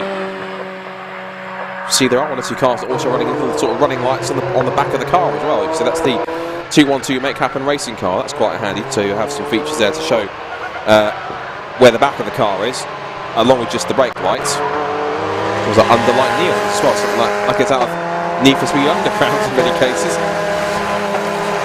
But how magnificent a sight is that? Watching race cars in the dusk with headlights on is one of the best things you'll see in motorsport. And if you have never been to like a twilight race or a night race, it really is something that you should come and see, because it is something brilliant. Let's Make Happen race now, a little wide on the exit of the bus stop. But just about holding on. So Uwe Hoffman's Lotus with Farkini at the wheel continues to hold the advantage. 3.4 seconds the gap, and last time by he was 0.6 quicker, so he definitely has got the groove at the moment. But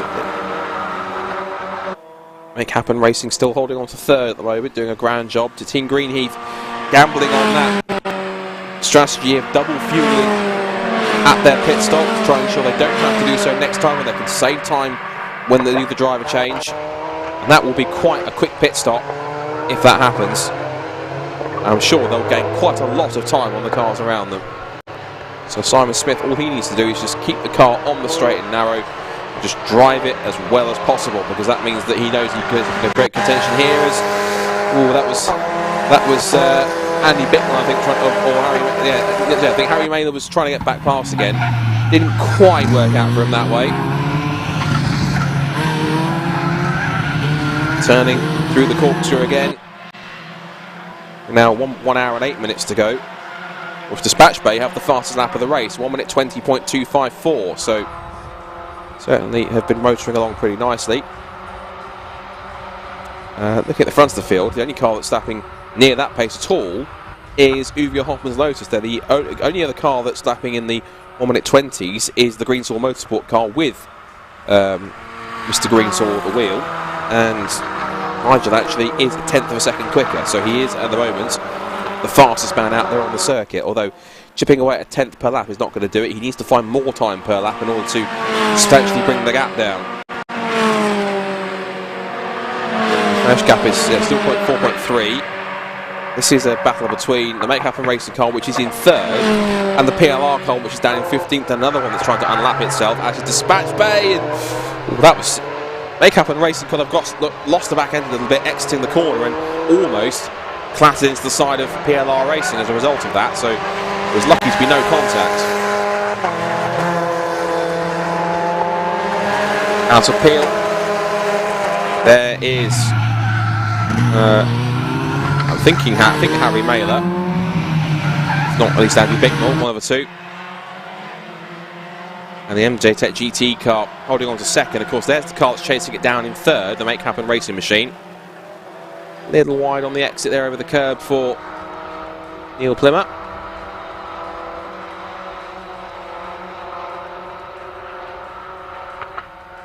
It's not quite gone totally dark yet, but it will do as the sun continues to set here at Anglesey.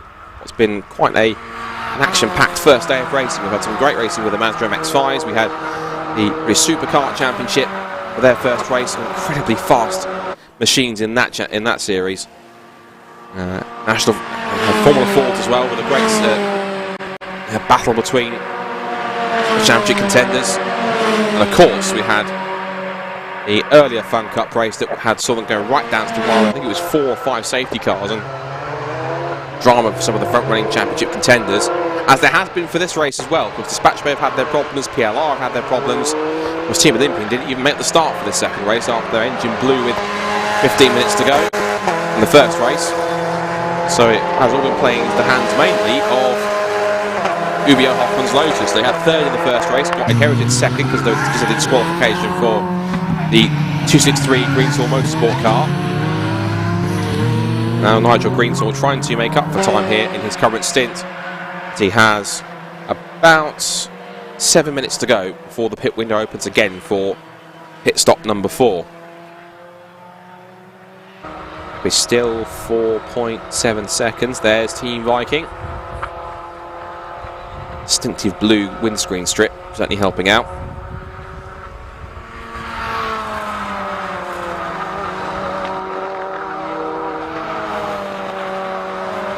There is Neil Plymouth chasing after the Make Happen Racing car as well.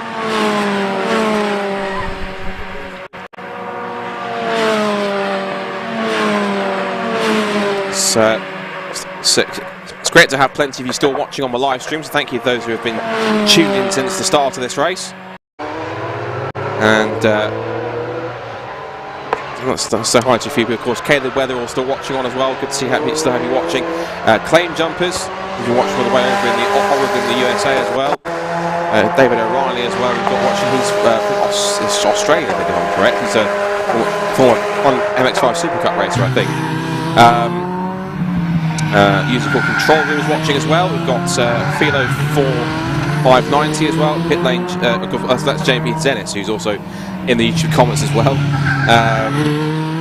And Stephen Williams as well. I have to agree, it's great images with the low light, showcasing just how pretty light racing can be. So again, thank you for everyone that's watching on the BRSCC stream. It's very much appreciated. Of course, everyone who is supporting not just the stream, but the club and the championship and all the champions that are racing here and the circuit and everything else in club mode racing at its best. And really do appreciate everyone taking the time who wants to watch it tonight doing so. Now then, I thought it was going to be quite a strong task for Nigel Greensall to catch Fabio Farchini, and as you can plainly see, the fact that he has caught him hasn't quite impressed Farchini quite that much, because he knows what it means if he gets past him, that he'll have unlapped himself, and that he will be able to go ahead and start charging after him with the now to go. Now, of course, it's going to be a tough task, but with the likes of both Sam Smith and Nigel Greensall in your driving strength, you stand a quite good chance, particularly if there's another safety car to close back up and then to pick your way through the pack. And I'm sure they want to try and redeem themselves after the issues with the rear wing, which got them disqualified from the first race after they came through and won it and managed to hold off the late charge from Harry Mailer and Dispatch Bay Express. And now Nigel Greensall is trying to redeem themselves. They come up into turn 1 for another lap.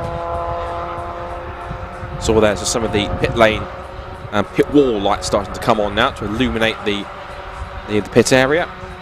That will make for some great shots when we go down there for the remaining 2 pit stops, pit winners that are still to come. So Greensall just pops out, puts himself into Farchini's mirrors, just lets him know, I'm still here, haven't disappeared. Gets the slipstream. I did say he's not going to do too much slipstream, but helps him get alongside. I think he'll do it on this occasion. Looks to the outside line, and Farchini tried to squeeze him out, but it wasn't quite going to work. There was a big lockup. Oh, that sounded like contact. That sounded like contact up at the airport, as I thought it was. I heard a crunch of some kind, but whatever happened, the end result is we've got a change of position. It is now Nigel Greensall then ahead of Farchini. Now, the fact he's telling him that quickly suggests he might not be entirely too happy about the way he got past, but a pass is a pass, and through he goes Nigel Greensall. So that means now his task is to drive as fast as he dares, as fast as he can now, to try and pull away and to get himself in the best possible chance if there is a safety car or a pit window or anything else, to get back on the lead lap as quick as possible. He's on the lead lap now, but to get back around to possibly put themselves in contention for a victory. Because Nigel, of course, knows how strong he is behind the wheel of one of these cars, as he is for many different machines that he's raced, and he wants to push on as hard as he can to not just maintain the position he's got, but to pull away from Ivo Hoffman's Lotus and to show Farchini and co that he is the fastest man out there. So let's have a look and see what last lap times were for these two, because as we say, the Greensall car did a 121.699 compared to 122.4, so 8 tenths quicker.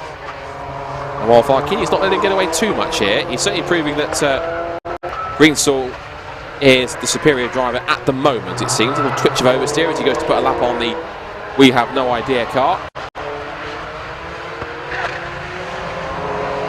Up through Peel corner. Also, looks though, I just saw their glimpse of running quite well. It appears to be Dispatch Bay Express. They're currently back in 14th place, but actually their last lap was quicker than these two altogether, because we've done a 1 minute 20.757, which is half a second off their fastest lap of the race. There it is. There is Harry Mailer at the wheel. I know it'll be simply just to prove a point that they are incredibly quick and what could have been in this race, but it's quite nice to see several cars that should have been in this battle for position, but sadly won't be because of the problems that they've had, particularly the two of PLR Racing and Dispatch Bay Express, who ironically are only a lap apart, which Dispatch Bay Express are a lap ahead of PLR Racing, so making the most of their better track time. So headlights on for Nigel Greensall, as it is for many of the drivers around here. Some still choosing to hold out until they have to flip the switch and turn the high beams on. There's MJ Tech GT, and this is actually a scrap for second going on. So MJ Tech GT has been tailed down by Make Happen Racing all through this particular stint, and now they're nose to tail. We're going to see quite a battle going on here between these two for position. We are coming up to our penultimate pit stop window, and I will just double check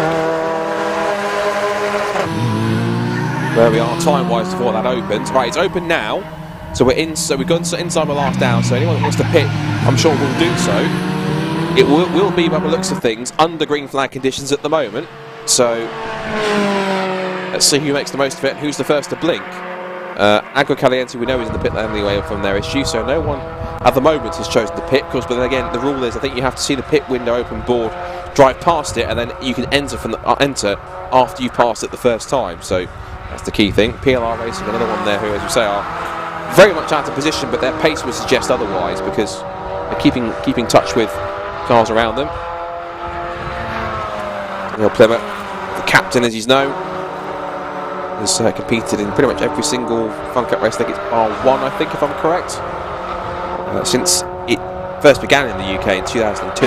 So a real advocate for the championship. And there is MJ Tech GT. That will be, I think, Martin Gibson at the wheel,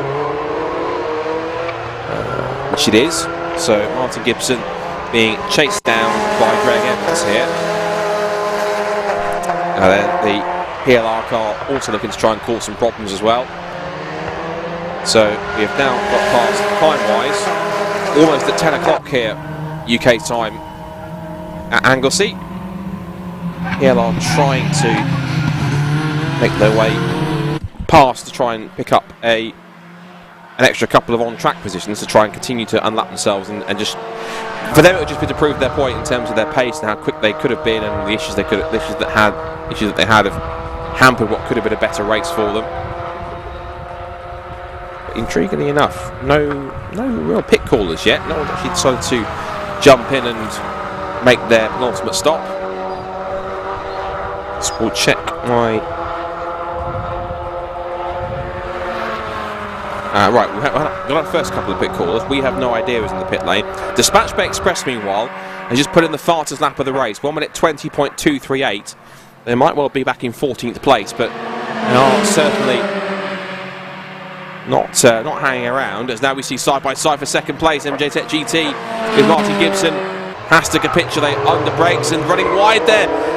Well, he almost had the lead, had the position temporarily, but then unfortunately for 212. For Greg Evans, just completely outbraked himself trying to go down the outside, and sadly, it was sadly for him, but fortunately for Martin Gibson, he's able to slip back past. Probably had a bit of a giggle to himself as that happened, but even so, Greg Evans is going to try again shortly, I'm sure, and he might be trying to think about possibly looking at an option to jump him in the pit stops, but with the pit lane window now open and green flag pit stops taking place. Let's see if there's any more pit callers since we've been looking at that. EDF Motorsport are in car number 104, so pit stop for them is underway. EDF Motorsport 104, that will be Charles Graham taking over from Simon Coles for this penultimate stint. That'll be his last run in the car before he hands it over to Simon to finish the job.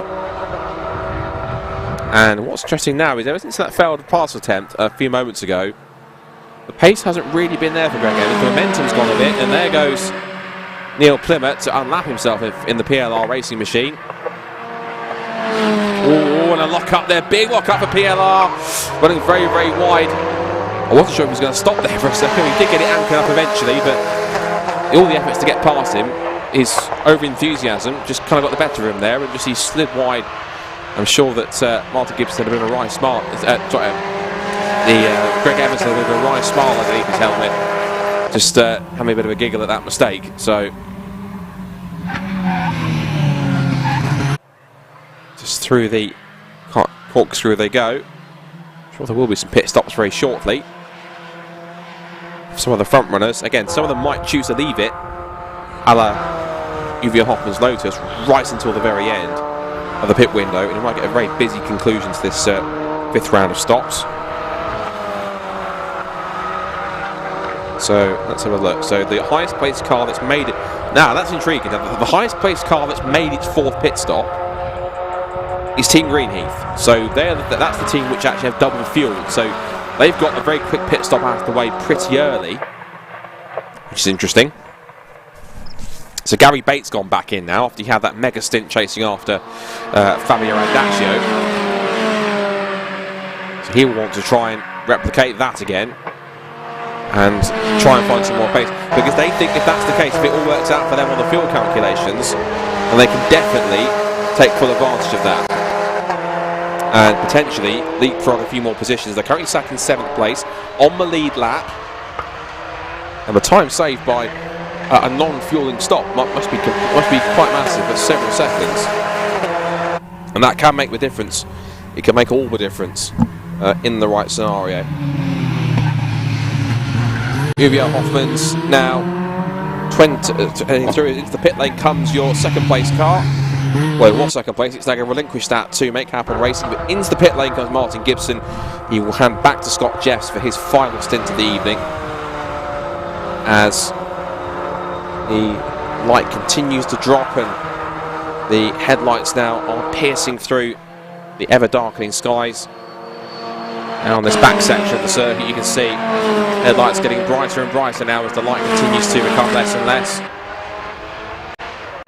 You see 104 EDF on track there. I don't believe he's made... There's not as many as I thought there would be just yet that have jumped in and made their penultimate pit stops. As I said, the highest car that has, is now M10 GT. Track Focus have, so GT Radial, so have Team Greenheath as well, and then EDF Motorsport, and have got 5 pit stops under their belt. So that's been one that must have been unscheduled stop. There is the EDF Motorsport car on track. We have no idea have also pitted as well, and so has the Agrocaliente car. Oh, and that's the PLR car, and that's for the 2nd time it grounds to a halt, and I think the smoke gives you a telltale sign, but that, I'm afraid, is finished. Unfortunately, that is, I hate to say it, another engine that's gone pop. And we heard again Nigel Green's talking about the temperatures these engines might get, the fact you're on the rev limiter a lot. Another casualty of Anglesey falls, and that's a shame. That's Ben Fish. Now then, what this might prompt is another safety car. One team that will benefit thinking about it, apart from maybe Team Greenheath, is Greensall Motorsport, because they could possibly make their pit stop under the yellow flags, under a safety car, and it might all work out nicely for them. Team Viking get underway after their quick pit stop. As for Stand 2 Motorsports, that was Duncan Jones getting out. I think this is Warren McKinley getting back in. Let's have a quick look on the stints. That is... No, Martin Compton's going back. No, wait, hold on. No, Martin Compton's getting back in, and Warren McKinley will take the car for the last stint. Checking tyre pressures. Maybe keep a couple of tweaks there based over the driver feedback. Door is closed. Headlights still on, and away goes Martin out into the ever-decreasing light as the pit stop ends. So, let's see, as we see there, the PLR car stationary by the side of the road. Let's see if there's a decision to throw a safety car here, and if it does, who it benefits the most. There's your race leader, Farchini, in fact. Farchini, who will hand over to Fabio Randaccio. They've even got a little headlight flash as well. The little bar in the middle there is a headlight flash for back markers. A little spit of flame there from the exhaust as well. You can tell on the downshift with unburnt fuel, with spare fuel being pushed out of the exhaust.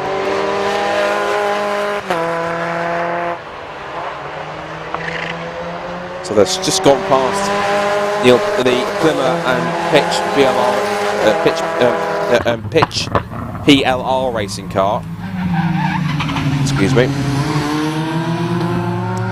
And given where it is that right into the pit lane has gone, that looks like Nigel Greensall. So this could be quite a crucial pit stop, because it also means the Caldwells as well. So that will now be, I think that's John Caldwell taking over from Brian. Now then, if this, what's interesting, there's no safety car yet as far as I can see, because that car is on the outside. They are going to have to recover it. Well, I wonder when they're going to throw the safety car, if they do, in order to grab that car from where it is.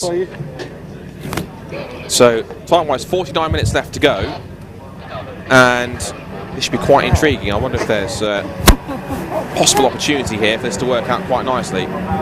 Maybe for Greensall Motorsport. Sam Smith will get back into that car now for their penultimate stint.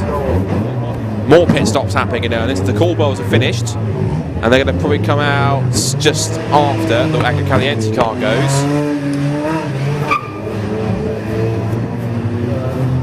Greensall Motorsport are also taking their time in 2.63. Going to a stop now, the JPR Black Widows car.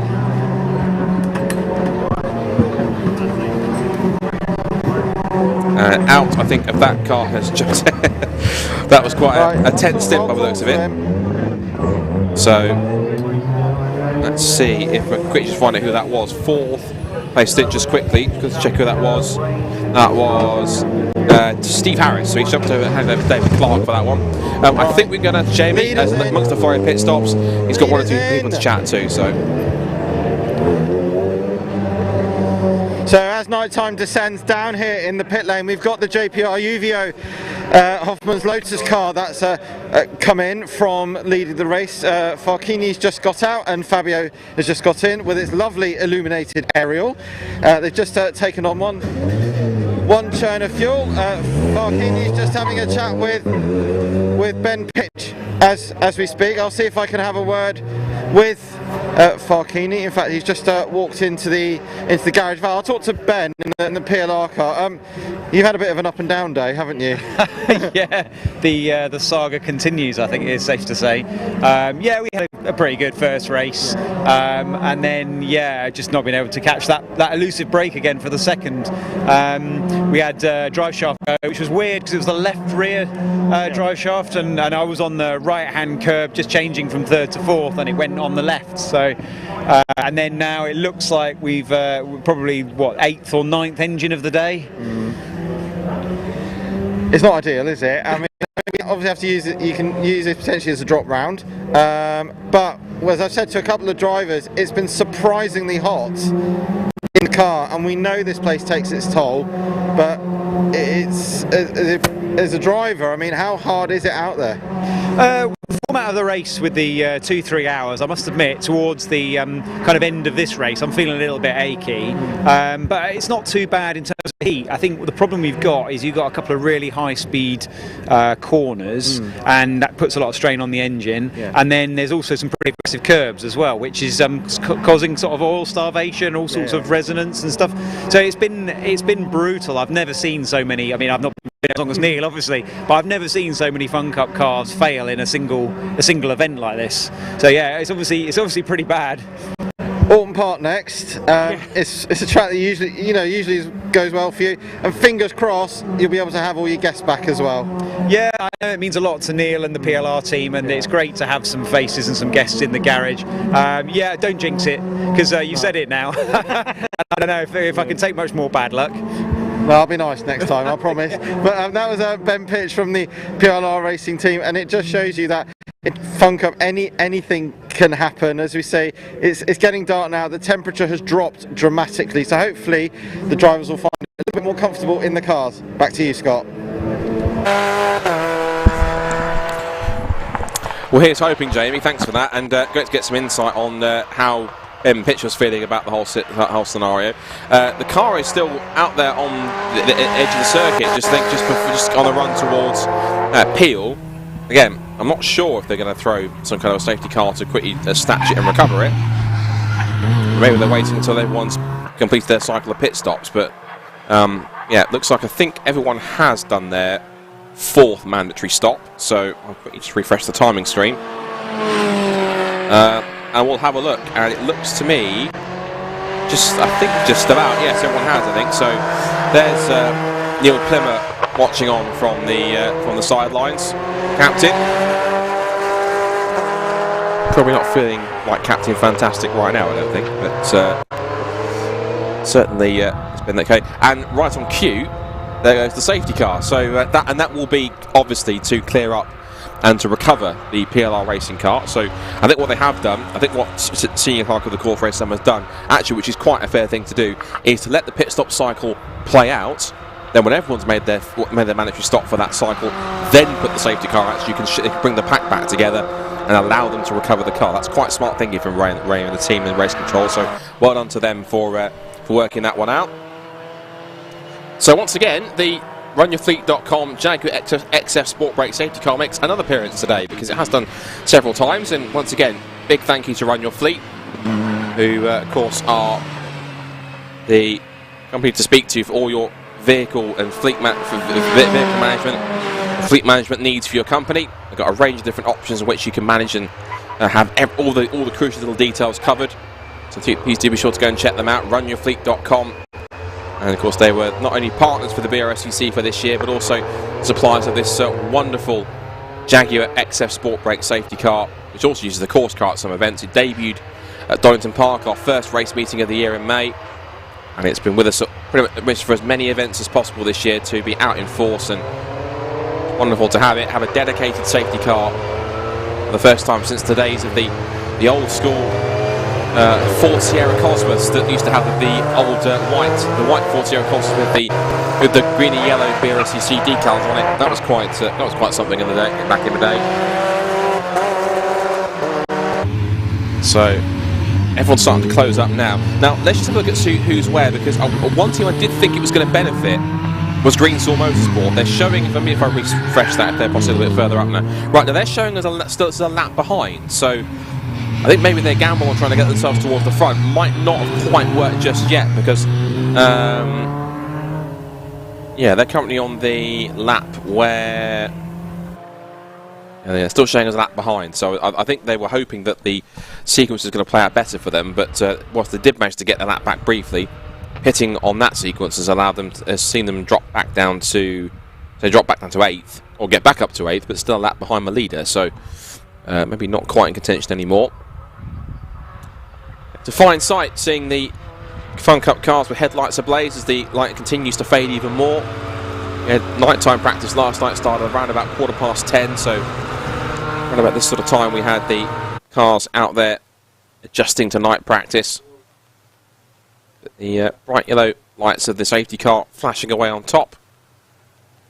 And now we get a chance to see what these guys are really made of, because Team Viking now actually that's a story we need to talk about now. Team Viking in that pit stop phase, a nice quick pit stop for them, has seen them leapfrog MJ Tech GT now into P2.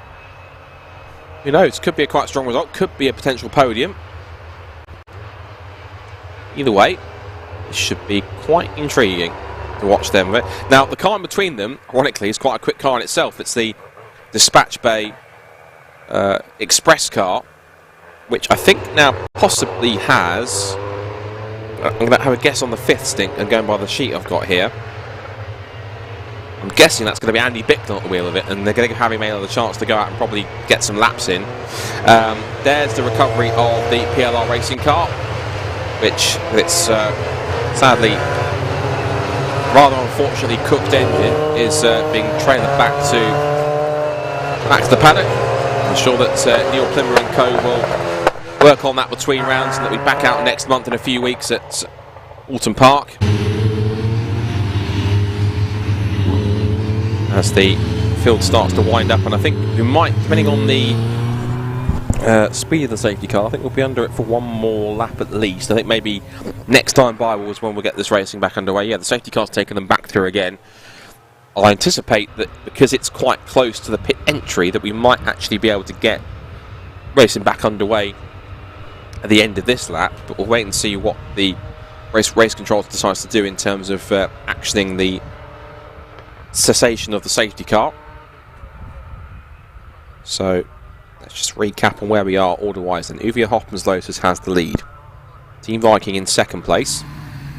MJ Tech GT has been leapfrogged in third. Make Happen Racing holding on to fourth place. Team Greenheath trying to make the most of the non-fuel stop to get up to fifth position, and they might well start to pick their way through, if they can, through the pack of the cars in front of them. Now they're on a restart with everyone bunched together. Sixth is 262 Track Focused. Seventh is 97 GT Radial. Eighth is 263 Greenswell Motorsport, but they are a lap down, so they need probably a miracle to get back up into the lead lap, and maybe even then back into contention for a strong top 5 result at least. Ninth is the Stand 2 Motorsport car number 101, and 10th is then JPR Black Widows, with Team Corbwell 11th, EDF Motorsport 12th, we have no idea in 13th, and Dispatch Bay Express in 14th place, and then looking to try and close some laps back, which it will within the next few laps as the stint carries on when it gets back underway, will be the Agro Caliente car 171, which had those fuel system issues earlier on, so it's been back out on circuit, but the competitive leader, it's some 29 laps away. Right, engine notes are rising, which is only clearly suggest one thing, is that the safety car is in, and it's now the responsibility of Fabio Randaccio to put his foot to the floor and get racing back underway. Here we go, Fun Cup racing into the night here at Anglesey, and look at that, what a sight it makes. The light fading, headlights ablaze. It is wonderful to see here at Anglesey as they make their way down towards the right-hander.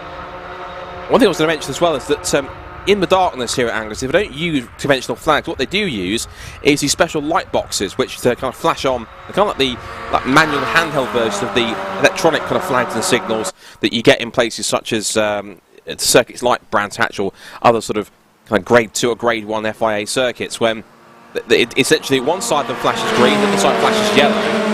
I think if you hit them both at the same time, it flashes red if you need to throw a red flag. So quite clever on that side. Now then, that is Andy Bicknell, who tried to outbrake himself to get past the Fabio Randaccio 225 car. Can't make it work. There's another car running wide there up the top of the hill up at Rocket. So it didn't quite work out. Getting edged a little bit onto the grass there is the Team Viking car in second place, and I think is that MJ Tech GT back through. It is, and this is intriguing because all you can see here, Sam Speed is trying to unlap himself, but he's stuck in the battle for second place. Team Viking getting squeezed out wide here, forced to the inside line, and I think Nick Nunn might be getting pretty furious here, thinking, come on, you're not in this race here, you might be quicker than me, but you're holding me up for second place. There is the MJ Tech GT car. That should be Scott Jeffs back at the wheel now. Back into the hairpin. The Dispatch Bay, of course, now with I think Andy Bicknell at the wheel will try and pull away as quick as he can. But it's still Fabio Randaccio looking for that third win in 4 races. But even Nigel Greensall will know if he can get himself back through these next 3 cars in front of him. Big task is again trying to catch and then pass. And the Uvia Hoffman's Lotus car on track again, and then trying to make up the time. And even then, it probably requires another safety car to get back into the queue. Running deep there is the Greenhall car, having a scrap there with the Viking car, and that will be for position, which it is. So that's yes, it is, because that would be. I think the Make Happen Racing cars a little bit further ahead of us in this pack here, battling for second, third, and fourth. Now, Sam Smith is going to try and get past the Dispatch Bay car and try and work together with him to try and both see if they can get a lap back. Crucially for Sam Smith to get himself on the lead lap, and then hope for a drama for somebody in the final, in the last roughly 40 minutes of the race left to go, in order to try and close the gap back up, and then try and pick his way through some of the traffic to try and make up some positions. Very tough ask, but stranger things have happened in Fun Cup races and in motorsport in general, so who knows what might occur in the next 37 minutes, particularly when the sun goes down.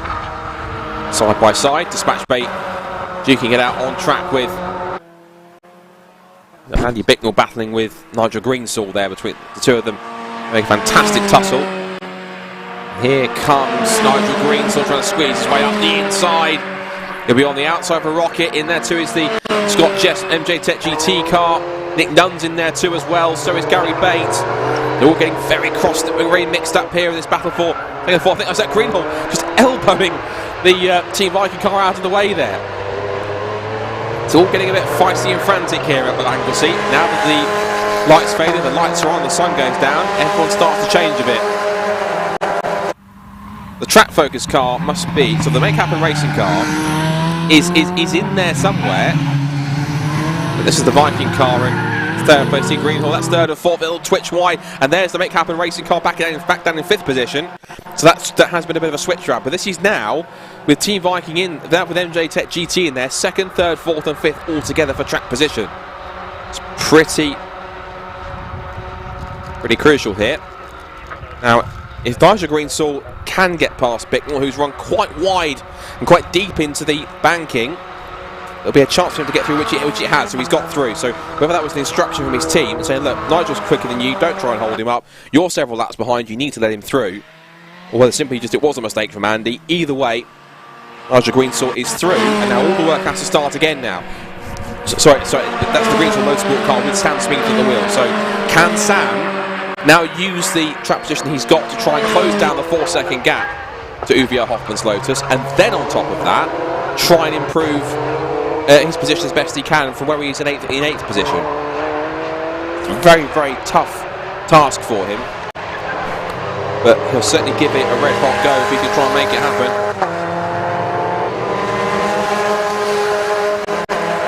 There is Team Viking, the distinctive blue wraparound windscreen strip light. I know I've said it several times, but it's worth saying again. What a fantastic sight this is for Club Motorsport. There's something about night racing and motorsport that is just such a different atmosphere, such a different feel, such a different level of excitement. It's wonderful to watch, and it's great to see these cars with the pairs of headlights just dancing through the darkness as the battles for position continue towards the head of this Fun Cup Championship field. So MJ Tech GT still in second place, and then we have on top of that it's Team Viking third, Team Greenheath in fourth, and Make Happen Racing rounding out the top five.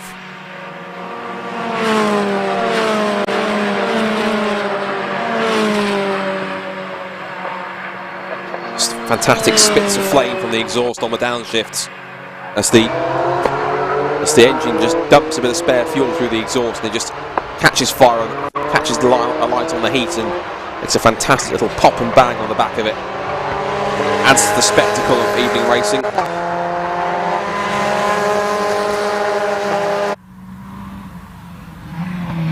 So there is Sam Smith. There's MJ Tech GT. And right behind them is Team Viking now. This is going to be quite crucial. So this is second, third and fourth, all together now as they head out of the bus stop, back towards turn one. And the Make Happen racing cars drop back a little bit. He's back in P5, but hasn't really had the chance to do anything. Another spit of flame on the downshift there from Team Viking. Spectacular sight from these Fun Cup cars. Are we going to get a midnight battle between MJ Tech GT, Team Viking, and Team Greenhall? Remember, they've got to take fuel. They will have to take fuel. Team Greenheath at the last stop, because they double fueled on the fourth stop. So on the third stop, and then didn't take it on the fourth to get a quick change and getaway. Looking up the inside into the Rocket Complex. And Scott Jeffs is trying to hold on as much as he can. He's got Nick Dunderway. And look at Gary Bate looking around the outside of Team Viking into the second part of the Rocket Complex. Nose to tail, second, third and fourth all together as they turn into Peel once more. In terms of lap count, we have completed, bearing in mind we've had a couple of safety cars who've completed 102 laps in the books by the leader, 102 laps of the Anglesey Coastal Circuit. We've still got half an hour to go. The final pit window opens in about 30 seconds time, and then we see the proper sprint to the finish, and we could see a real jumble up in the order here. And of course, remember the drama we had at the end of the race earlier on. We had two safety cars in about roughly in the last half an hour. So quite literally anything could still happen in this last 30 minutes. So the final pit window opens any second now.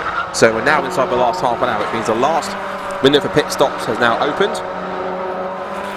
And who out of these front runners is going to be on the podium with seemingly runaway winner Uvio Hoffmann's Lotus, who will be on course at the moment for their third win in 4 races, but here's the scrap for second, third and fourth, and here comes Gary Bate, who himself has forced Nick Nunn to go on the attack on the inside of Scott Jeffs.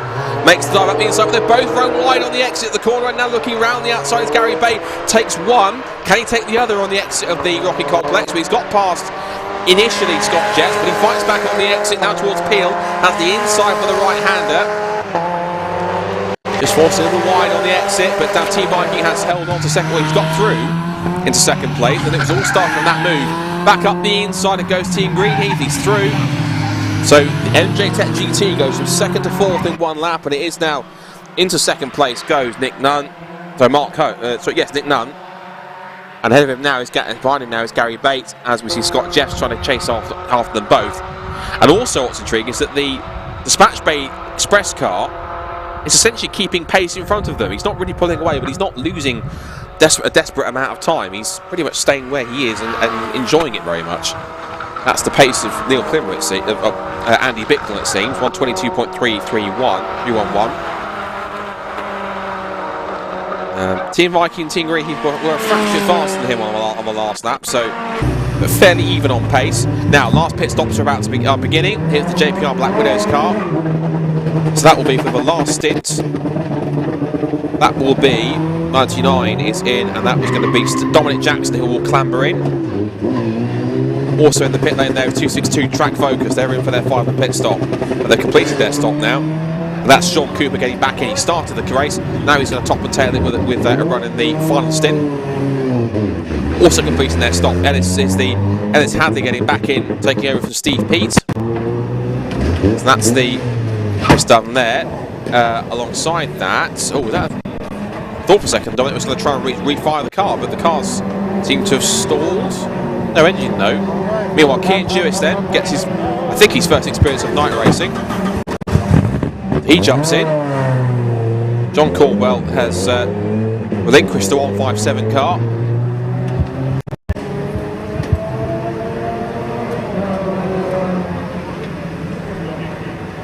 So, again, it's just wonderful to watch a Fun Cup pit stop and just see the anatomy of it and just how it all works together. But it's slightly different to any typical endurance race pit stop. Headlights will be on, I think, permanently in a second once they are able to refire it back up properly. That's just the little light sequence for the pit limiter. Back out on track. MJ Tech GT have not given this up yet. They're still in the back of Gary Bate and looking for a move up the inside. Scott Jeffs thought about making a move for third place, but this is now second, third and fourth together.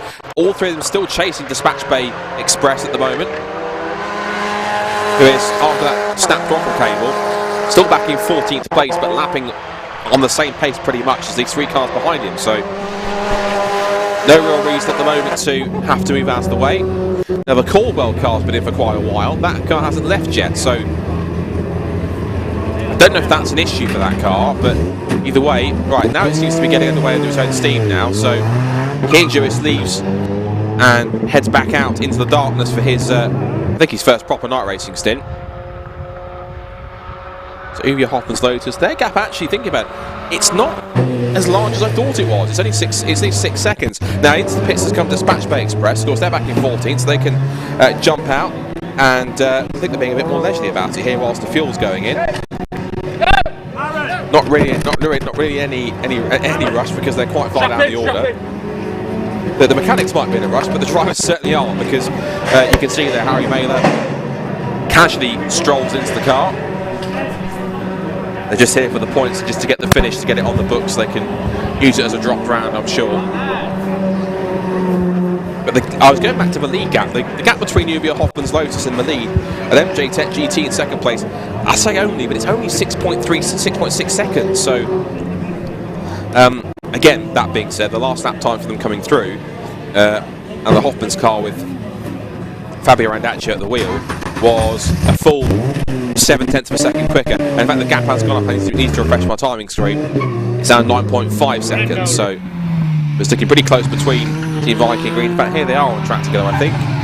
Right now, NJ Tech GT, right, they've got past Team Greenheath, so that's now changed as Viking pits. Now this will be crucial because second, third and fourth, I almost don't want to jinx it and say that first place looks like it's in the bag at the moment, but as we've seen in Fun Cup races, particularly this afternoon's first race, anything can happen in the Fun Cup race. Right, this is a crucial pit stop now. Mark Holm just literally launched himself back into the driver's seat. And this looks like a pretty quick pit stop. No fuel. Belt's done up. Doors shut. And away you go. That was a really nice quick pit stop. And the team are happy with that one. As he heads back out. I think Jamie might be primed and ready in a moment to have a chat to Nick Nunn. So we'll keep an eye on that to see when he's ready to possibly have a word if he's down there. There's the Dispatch Bay Express car. Now with Harry Mailer at the wheel. And his Hadley's now jumped into the GT radial car behind him. That car is currently sat at the moment in 7th place. Uvia Hoffmans continues to extend that lead then, 12 seconds. Consistently lapping in the 121s at the moment. Everyone else is doing 22s and 23s. So it's not really a chance for anyone at the moment to catch them. There is our leader with the distinctive aerial light.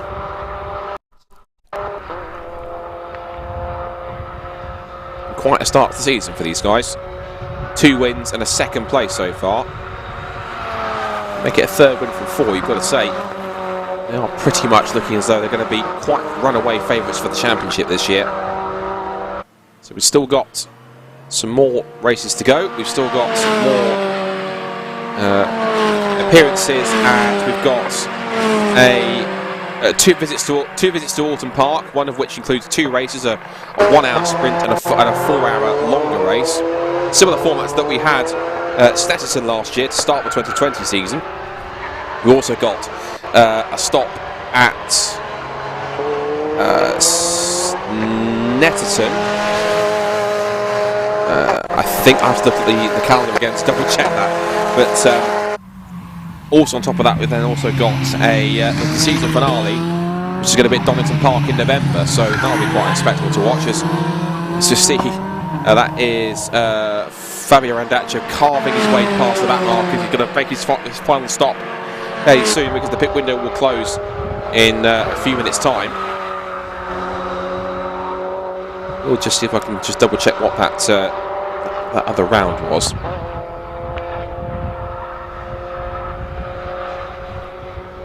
Should know this working for BRSCC, but having a quick search on Google anyway, just to make sure.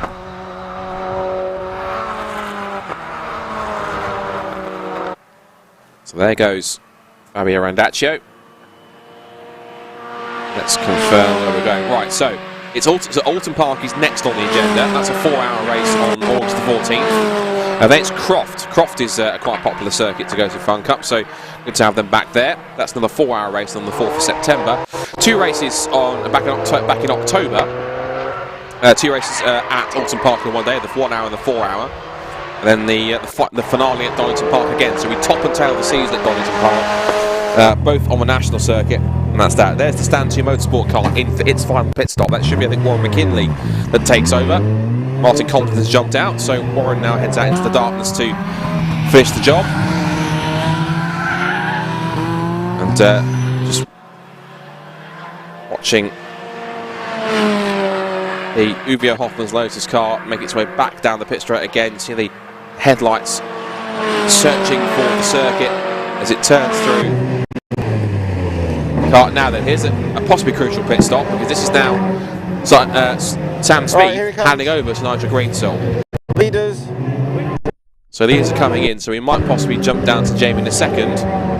In comes, that's Team Greenhall. This is Team Greenhall. This could be a crucial stop. So in the pits is Team Greenhall. Simon Smith will jump in. Now remember, they double fueled, and we're not fueling it again for this last stint. Now they're doing what we call a dry pit stop, which means no fuel. Simon Smith has jumped in, and that was quick.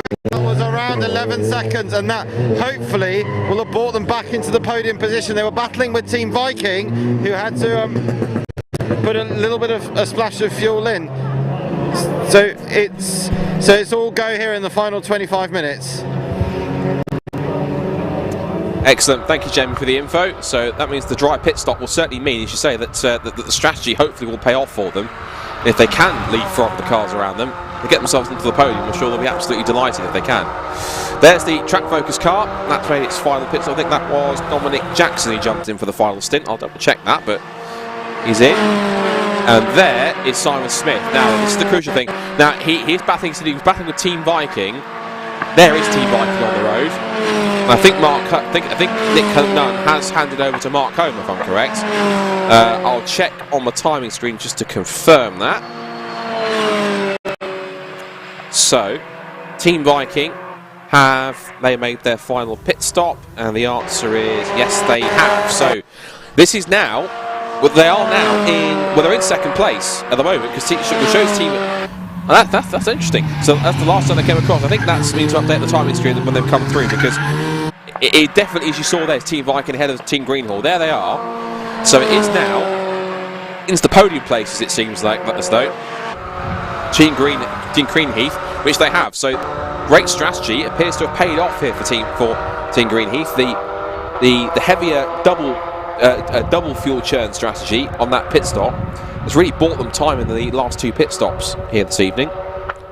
And so now it looks like possibly going to be a straight fight between Viking and Greenheath for the second and third places. But I'm sure that even if Team Viking disappear up off the road, or off up the road, I'm sure it will be still a very well deserved and very well treasured podium for Team Greenheath. But even that said, being racing drivers, if the opportunity for a second place comes up, he's not going to say no, is he? Simon Smith will keep on pushing as hard as he feels is necessary in order to try and get through. See the cars illuminated by not just the windscreen strips, but also the headlights of the cars around them. It's great to see because you get a little bit of a better idea of identification with them as well.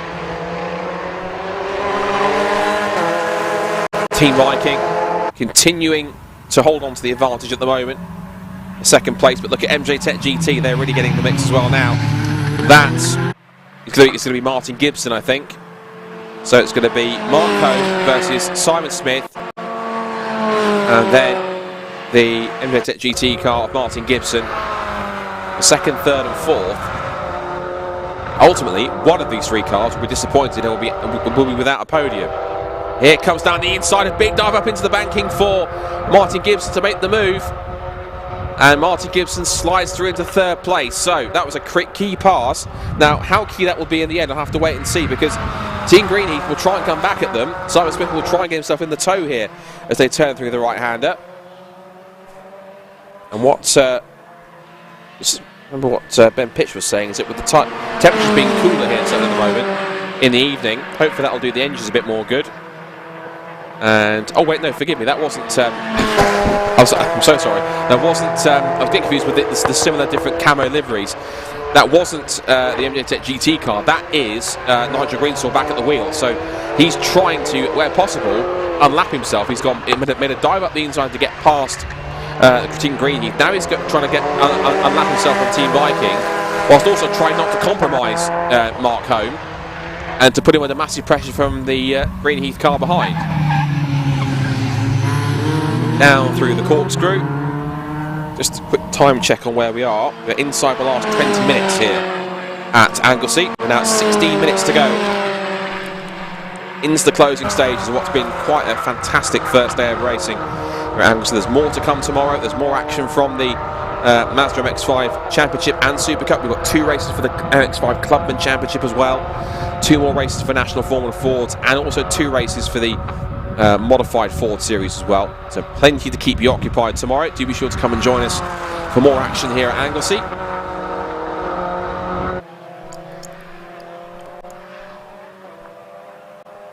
Now with the race starting to get into its conclusion, this is the main battle on track at the moment. Second and third, both at the moment guaranteed a podium if they stay exactly where they are, but these are racing drivers. You try to tell them to keep calm in 15 minutes to go, and if there's a chance to race, they'll definitely try and race. I'm sure that Team Viking will try and defend as much as they can. Team Greenheath will try and attack as much as they can. And they're bid to just try and get one over their rival. There'll be 2 great results for them. Team Viking getting back on the podium, Team Greenheath capturing their first, to my knowledge at least.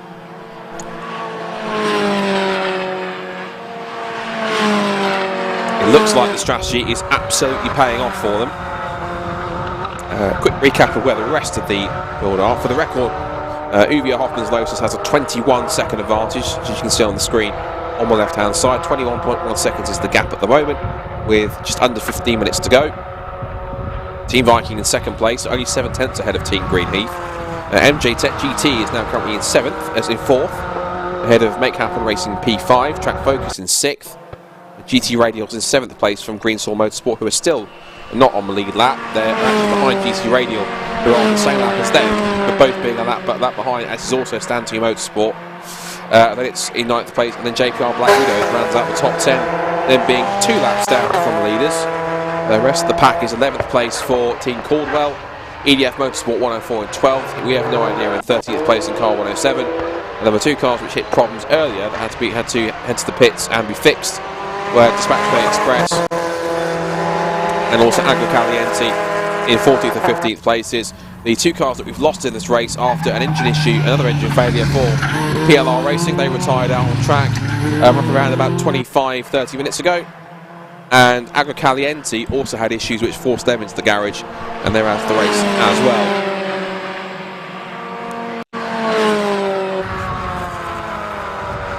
Is this going to be a stalemate between these drivers for second and third, or is someone going to find the advantage? Is it going to be possible for Mark Holm to put his foot down here and find a bit more gap? Is Simon Smith going to be able to close in and make a move here in the closing stages? We saw this battle that was brewing towards the end of the first race for the victory between the then winners on the road, Greensaw Motorsport, and the then winners afterwards after the penalty for the 263 car in Dispatch Bay Express. It ain't over till it's over. And there's a possible opportunity here as he closes back up for Simon Smith to try and take the fight to Mark Holm here. If there's any slither of opportunity, sure that there's going to be a chance within reason to grab it with both hands and go for it straight away. Back through Peel, down towards the corkscrew once again. In terms of lap count, we are at 116 laps completed by Uvia Hoffman's Lotus. Just completed lap 116, down to the 117th lap. Now out of the bus stop again. Not long to go now in this second race of the day for the Fun Cup round 4 of the championship. And Team Viking look as though, well, we said they looked pretty comfortable where they were in the top 5 before, and then they had, whether it was contact or simply just a failure, they had a bizarre, a really unfortunate suspension issue which put them out of the race. And so he's hoping that whatever issue it was, whether it was self-induced or there was some help assistance in creating that problem. I'd like to hope that the mechanics have done all they can to make sure that this car is running as smooth as possible. One car that is running as smooth as possible is this one. Farchini at the wheel, sharing with Fabio Randaccio. And these two are just the class of the field right now. And it's not often that you get a Fun Cup team that dominates as much as these guys are at the moment, but to be on course for a 3rd win along with a 2nd place as well, which was originally a 3rd before the exclusion. I've got to say, if you're able to put some money on a champion, you have quite a safe bet going for these guys because they are making impact. But as we know, this is motorsport, anything can happen, anything is possible. So stranger things have happened, and someone stealing away the victory, the championship win, even though they've been being successful pretty much the entire way. And that's happened. Now up towards the Rocket Complex. Under brakes, turning their way in. They've got, trying to keep tabs on who that car is behind them. That is the, I think it's the 99 car, the JPR Black Widows car that's behind them. turns his way out the Peel corner. Not long to go now in this second race. The timing screen suggests that we have just under 10 minutes now. Just under 10 minutes for Fabio Randaccio and Farchini to grab another win for 2021. And there's confirmation it was the JPR Black Widow's car that was had a lap being put on it. There really is almost no stopping this driver combo, is there? Even when you chuck them to the back of the grid, they still find a way to get themselves towards the front and take it from there.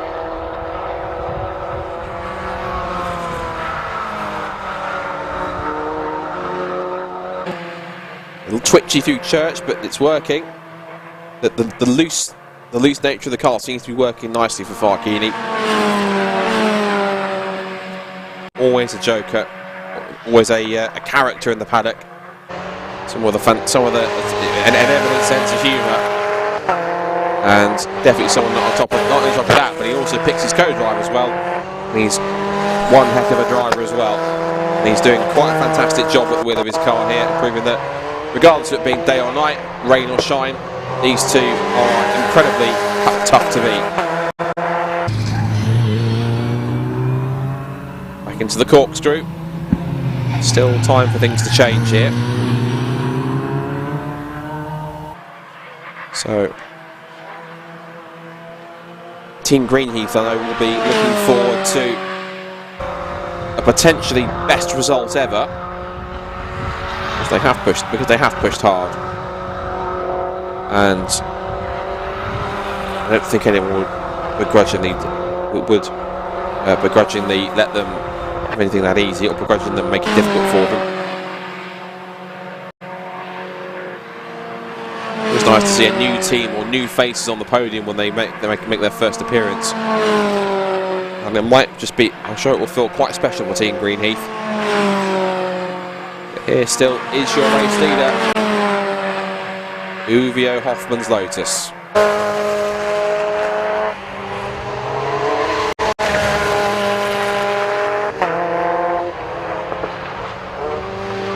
Winds his way through the rocket complex. It is the 99s behind him, Dominic Jackson,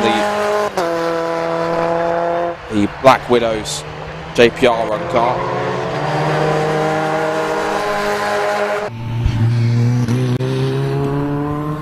Now back into the, I think that's the 107 car again. I think that's we have no idea, but yes it is. Not being too sporty and let him through on the apex of the corner there, but he lets both the leader and the Black Widow's car squeeze past. Dominic Jackson's found some pace in this last stint, hasn't he? He's not letting Fabio Farchini get out of his sights by any means at the moment. Just winding down the minutes until the checkered flag falls.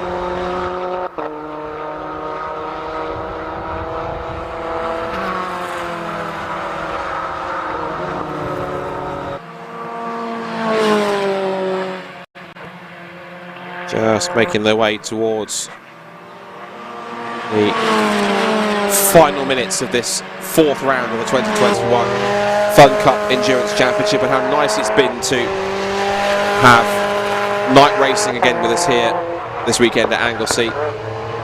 And a big thank you to Anglesey and to all the organisers, to Motorsport UK, and to everyone for allowing it to happen. It's great to have motorsport back in Wales. We've missed it the last couple of years due to the, of course, ongoing global situation, the various ups and downs that comes with that, but it's all up from here, hopefully, particularly for these guys who have driven pretty superbly all the way through from start to finish, all weekend in fact, as they head back down the pit straight and complete yet another lap. The gap between second and third appears to have gotten pretty static. It's no real changes there between them, it seems. Team Viking still in second place. Oh, that's the MJ Tech GT car that stopped. Now that car was running as high as second or third at one point. It's now fifth. Now they're trying to refire it. Now either that's a spin and they're trying to get the car restarted, or something's happened more dramatically, or surely not, it's not another engine issue. Either way, they're trying to get it restarted. It looks maybe like a starter motor issue, because either that or the car stalled. You can see that the lights are flashing on and off, and that signals to me they're trying to refire the engine, because it seems like the engine's trying to turn over, and it won't stop it, it won't turn over and start. I think there's possibly a starter motor issue here. So NJ Tech GT, this might well see the race finish. I don't know about under the safety car, but it pretty much means it guarantees no overtaking. I think this is on the back straight just before school, I think. So it's obviously started to falter on the exit of Church. It's trying to keep the car going as much as he can, and then it stopped. Now,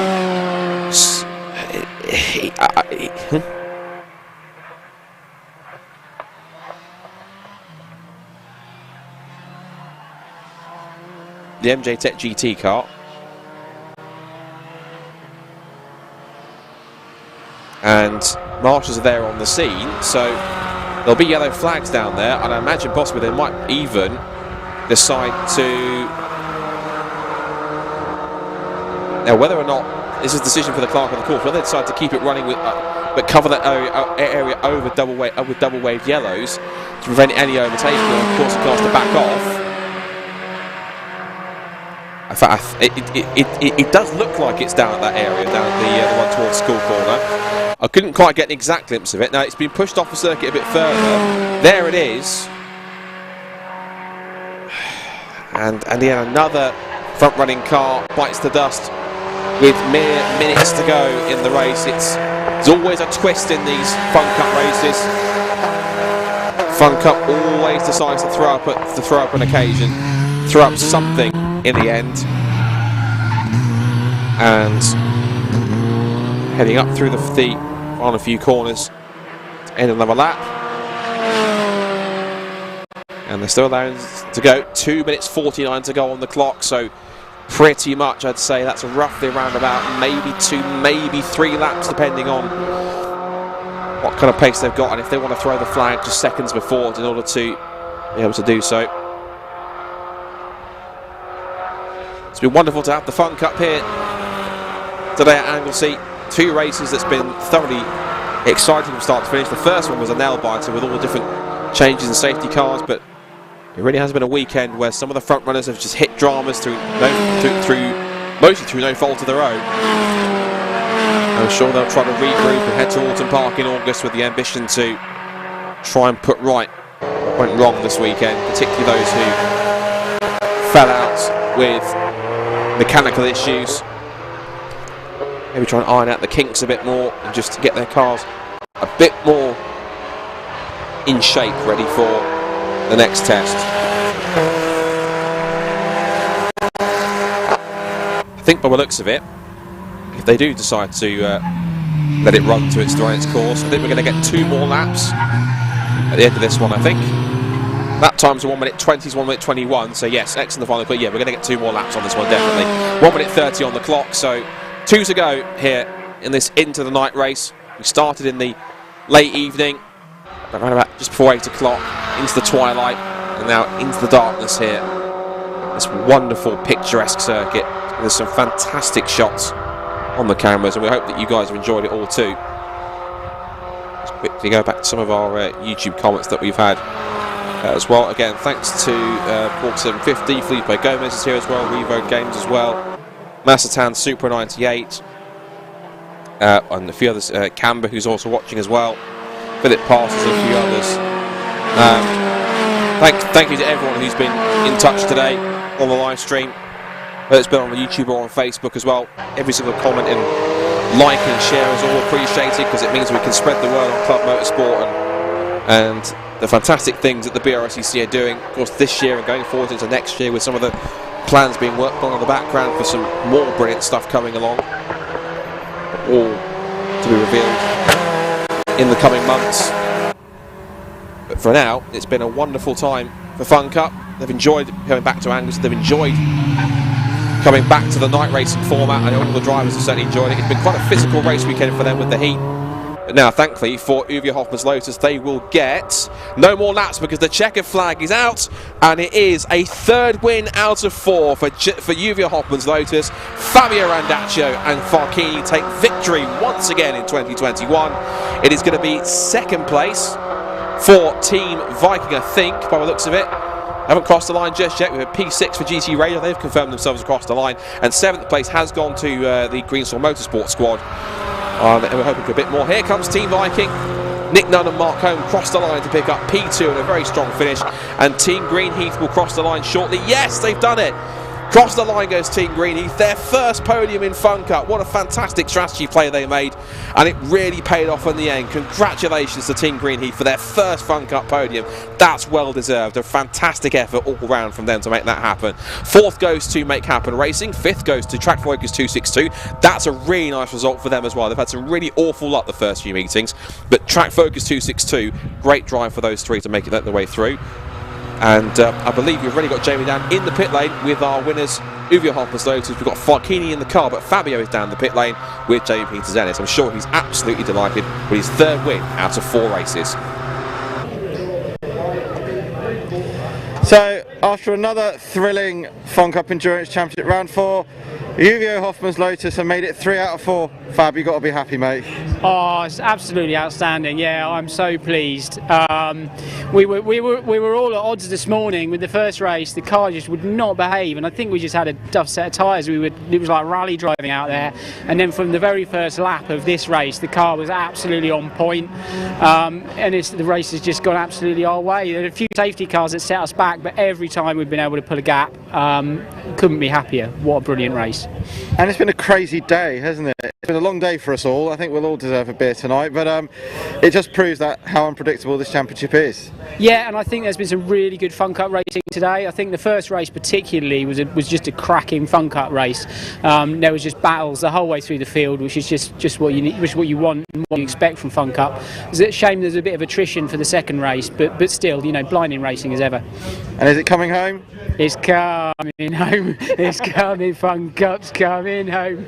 Thanks, mate. Right, that's your winner, Fabio Randaccio. This just shows you what we have. Right, let's come up here because our top 2nd and 3rd, if they're still in the garages, let me just have a look. No, unfortunately not. They've had to go to Parc Fermé. So what we'll do is I will say my good night from down here. So tomorrow I'll be back with Scott Woodwis doing all the post-race interviews for the Mazdas, the Formula Fords, and also the Superkarts, and the modified Fords will be joining us tomorrow.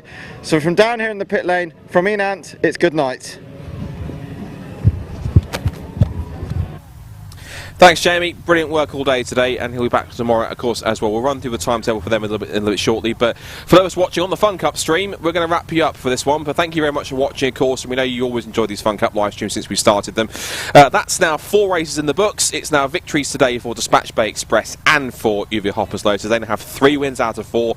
Question's got to be, can anyone stop them? Well, the next time we'll find out is the first of 2 visits to Alton Park. That's on August the 14th. If you can make it trackside, please do be sure to do so. Head to the website funcup.co.uk for more information. But thank you to everyone who's watched, and for those who are on the Fun Cup stream, take care, enjoy what might be a fantastic night tomorrow night for other reasons, and we'll see you for more action later on for the Fun Cup guys. So for you guys on that stream, thank you for watching. We'll see you at Alton Park in a few weeks.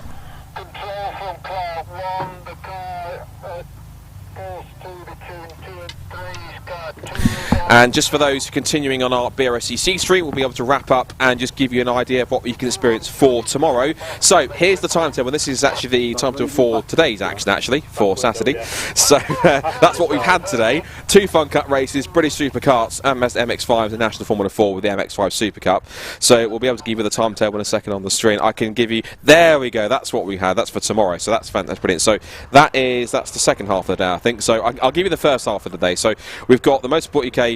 There we go, got it, excellent. It's been a long day, we got there in the end. So British Superkart Championship starts things off at 10:25, so be here bright and early 10:25 for the second race of the weekend for the British Superkart Championship. Then we get, it's pretty much almost a repeat of the first part of our race day today in between the two Fun Cup races. So Superkarts first, then the second race for the MX5 Championship, National and Northern Formula Fords for their second combined race at 11:25. Mazda MX5 Supercup is at 5:12. Then we get our first of two races today for the Mazda MX5 Clubman Championship, and then we get the appearance for the second time on stream this year for the Modified Ford Series. Not as big as we had at Donington, but the racing should be exceptional nonetheless. Then we have our lunch break, then into our second half of the day, and we repeat again. So it's the same order once more. Superkarts at 2:15.